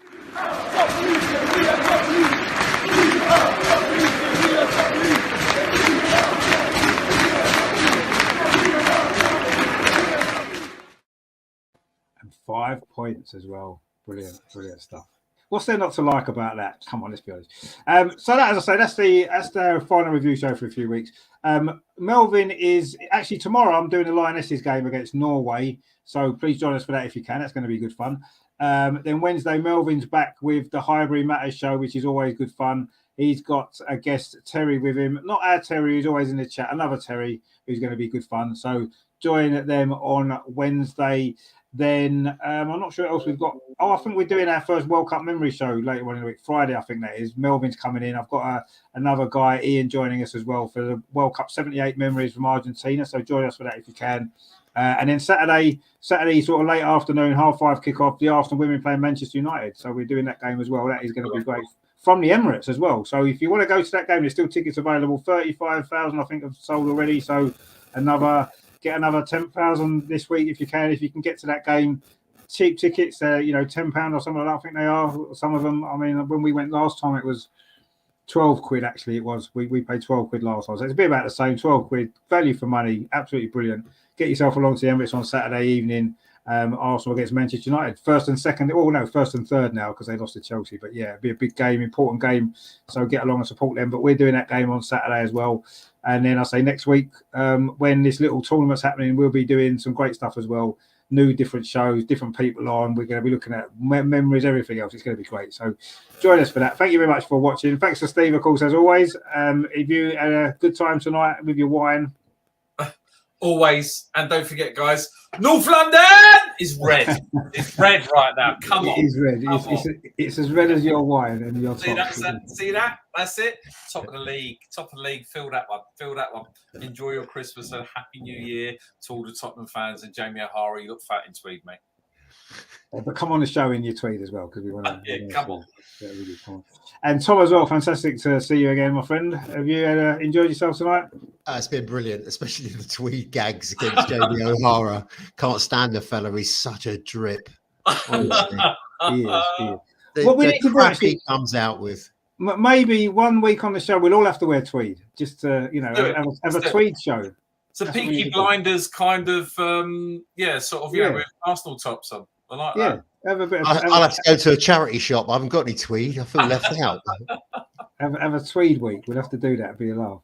That will be coming up, and that'll be in the new year, maybe 2023. We'll have a tweed show. That'll be good. Yeah, and hopefully 2023 in weed tweed. Yeah, the Peaky Blinders. That'd be good. A Peaky Blinders show. Yeah, that'd be good. Yeah, maybe when we play Aston Villa, that'd be quite handy because it's like they're kind of part of the world, isn't it? So yeah. That'd be good. So that's been the Arsenal review for this first section of the season. We'll be back for the second half of the season, which hopefully will be just as good, actually, because we hope so. Carlos says, good show. Thank you very much, mate. Thanks for tuning in, as always. John says there, Jesus makes Martinelli and Saka work harder. Yeah, he probably does, yeah. He makes us, to be honest with you, he makes us all work harder. You know, whenever I watch Jesus play, I go out and cut the grass and clean the car afterwards because you're thinking, you feel bad sitting still, don't you, having watched him run around for 90 minutes. I can't sit down there. I've got to go and do something because he's inspired me. So I'm sure he inspires the team as well. Let's hope that keeps going. So thanks everyone for watching. Don't forget tomorrow the Lionesses against Norway. That's going to be a good game. So join us for that. And then Melvin, don't miss that on Wednesday because that is an amazing show. Highbury matters. It does matter. It does matter to all of us, but unfortunately, it is in the past, but it's still great. So join us for that. We will see you very, very soon. Thank you to Steve, to Tom, and of course to Neil, who was in earlier. He had to shoot. We will see you all very soon. Come on, you Gunners. We are top of the league. What colour's North London, Dave? What colour's North London? Red, mate. It's red. It's red. North London. It's red. Let's go. Cheers, guys. Speak to you soon. Take it easy. Have a good one. Bye-bye, guys.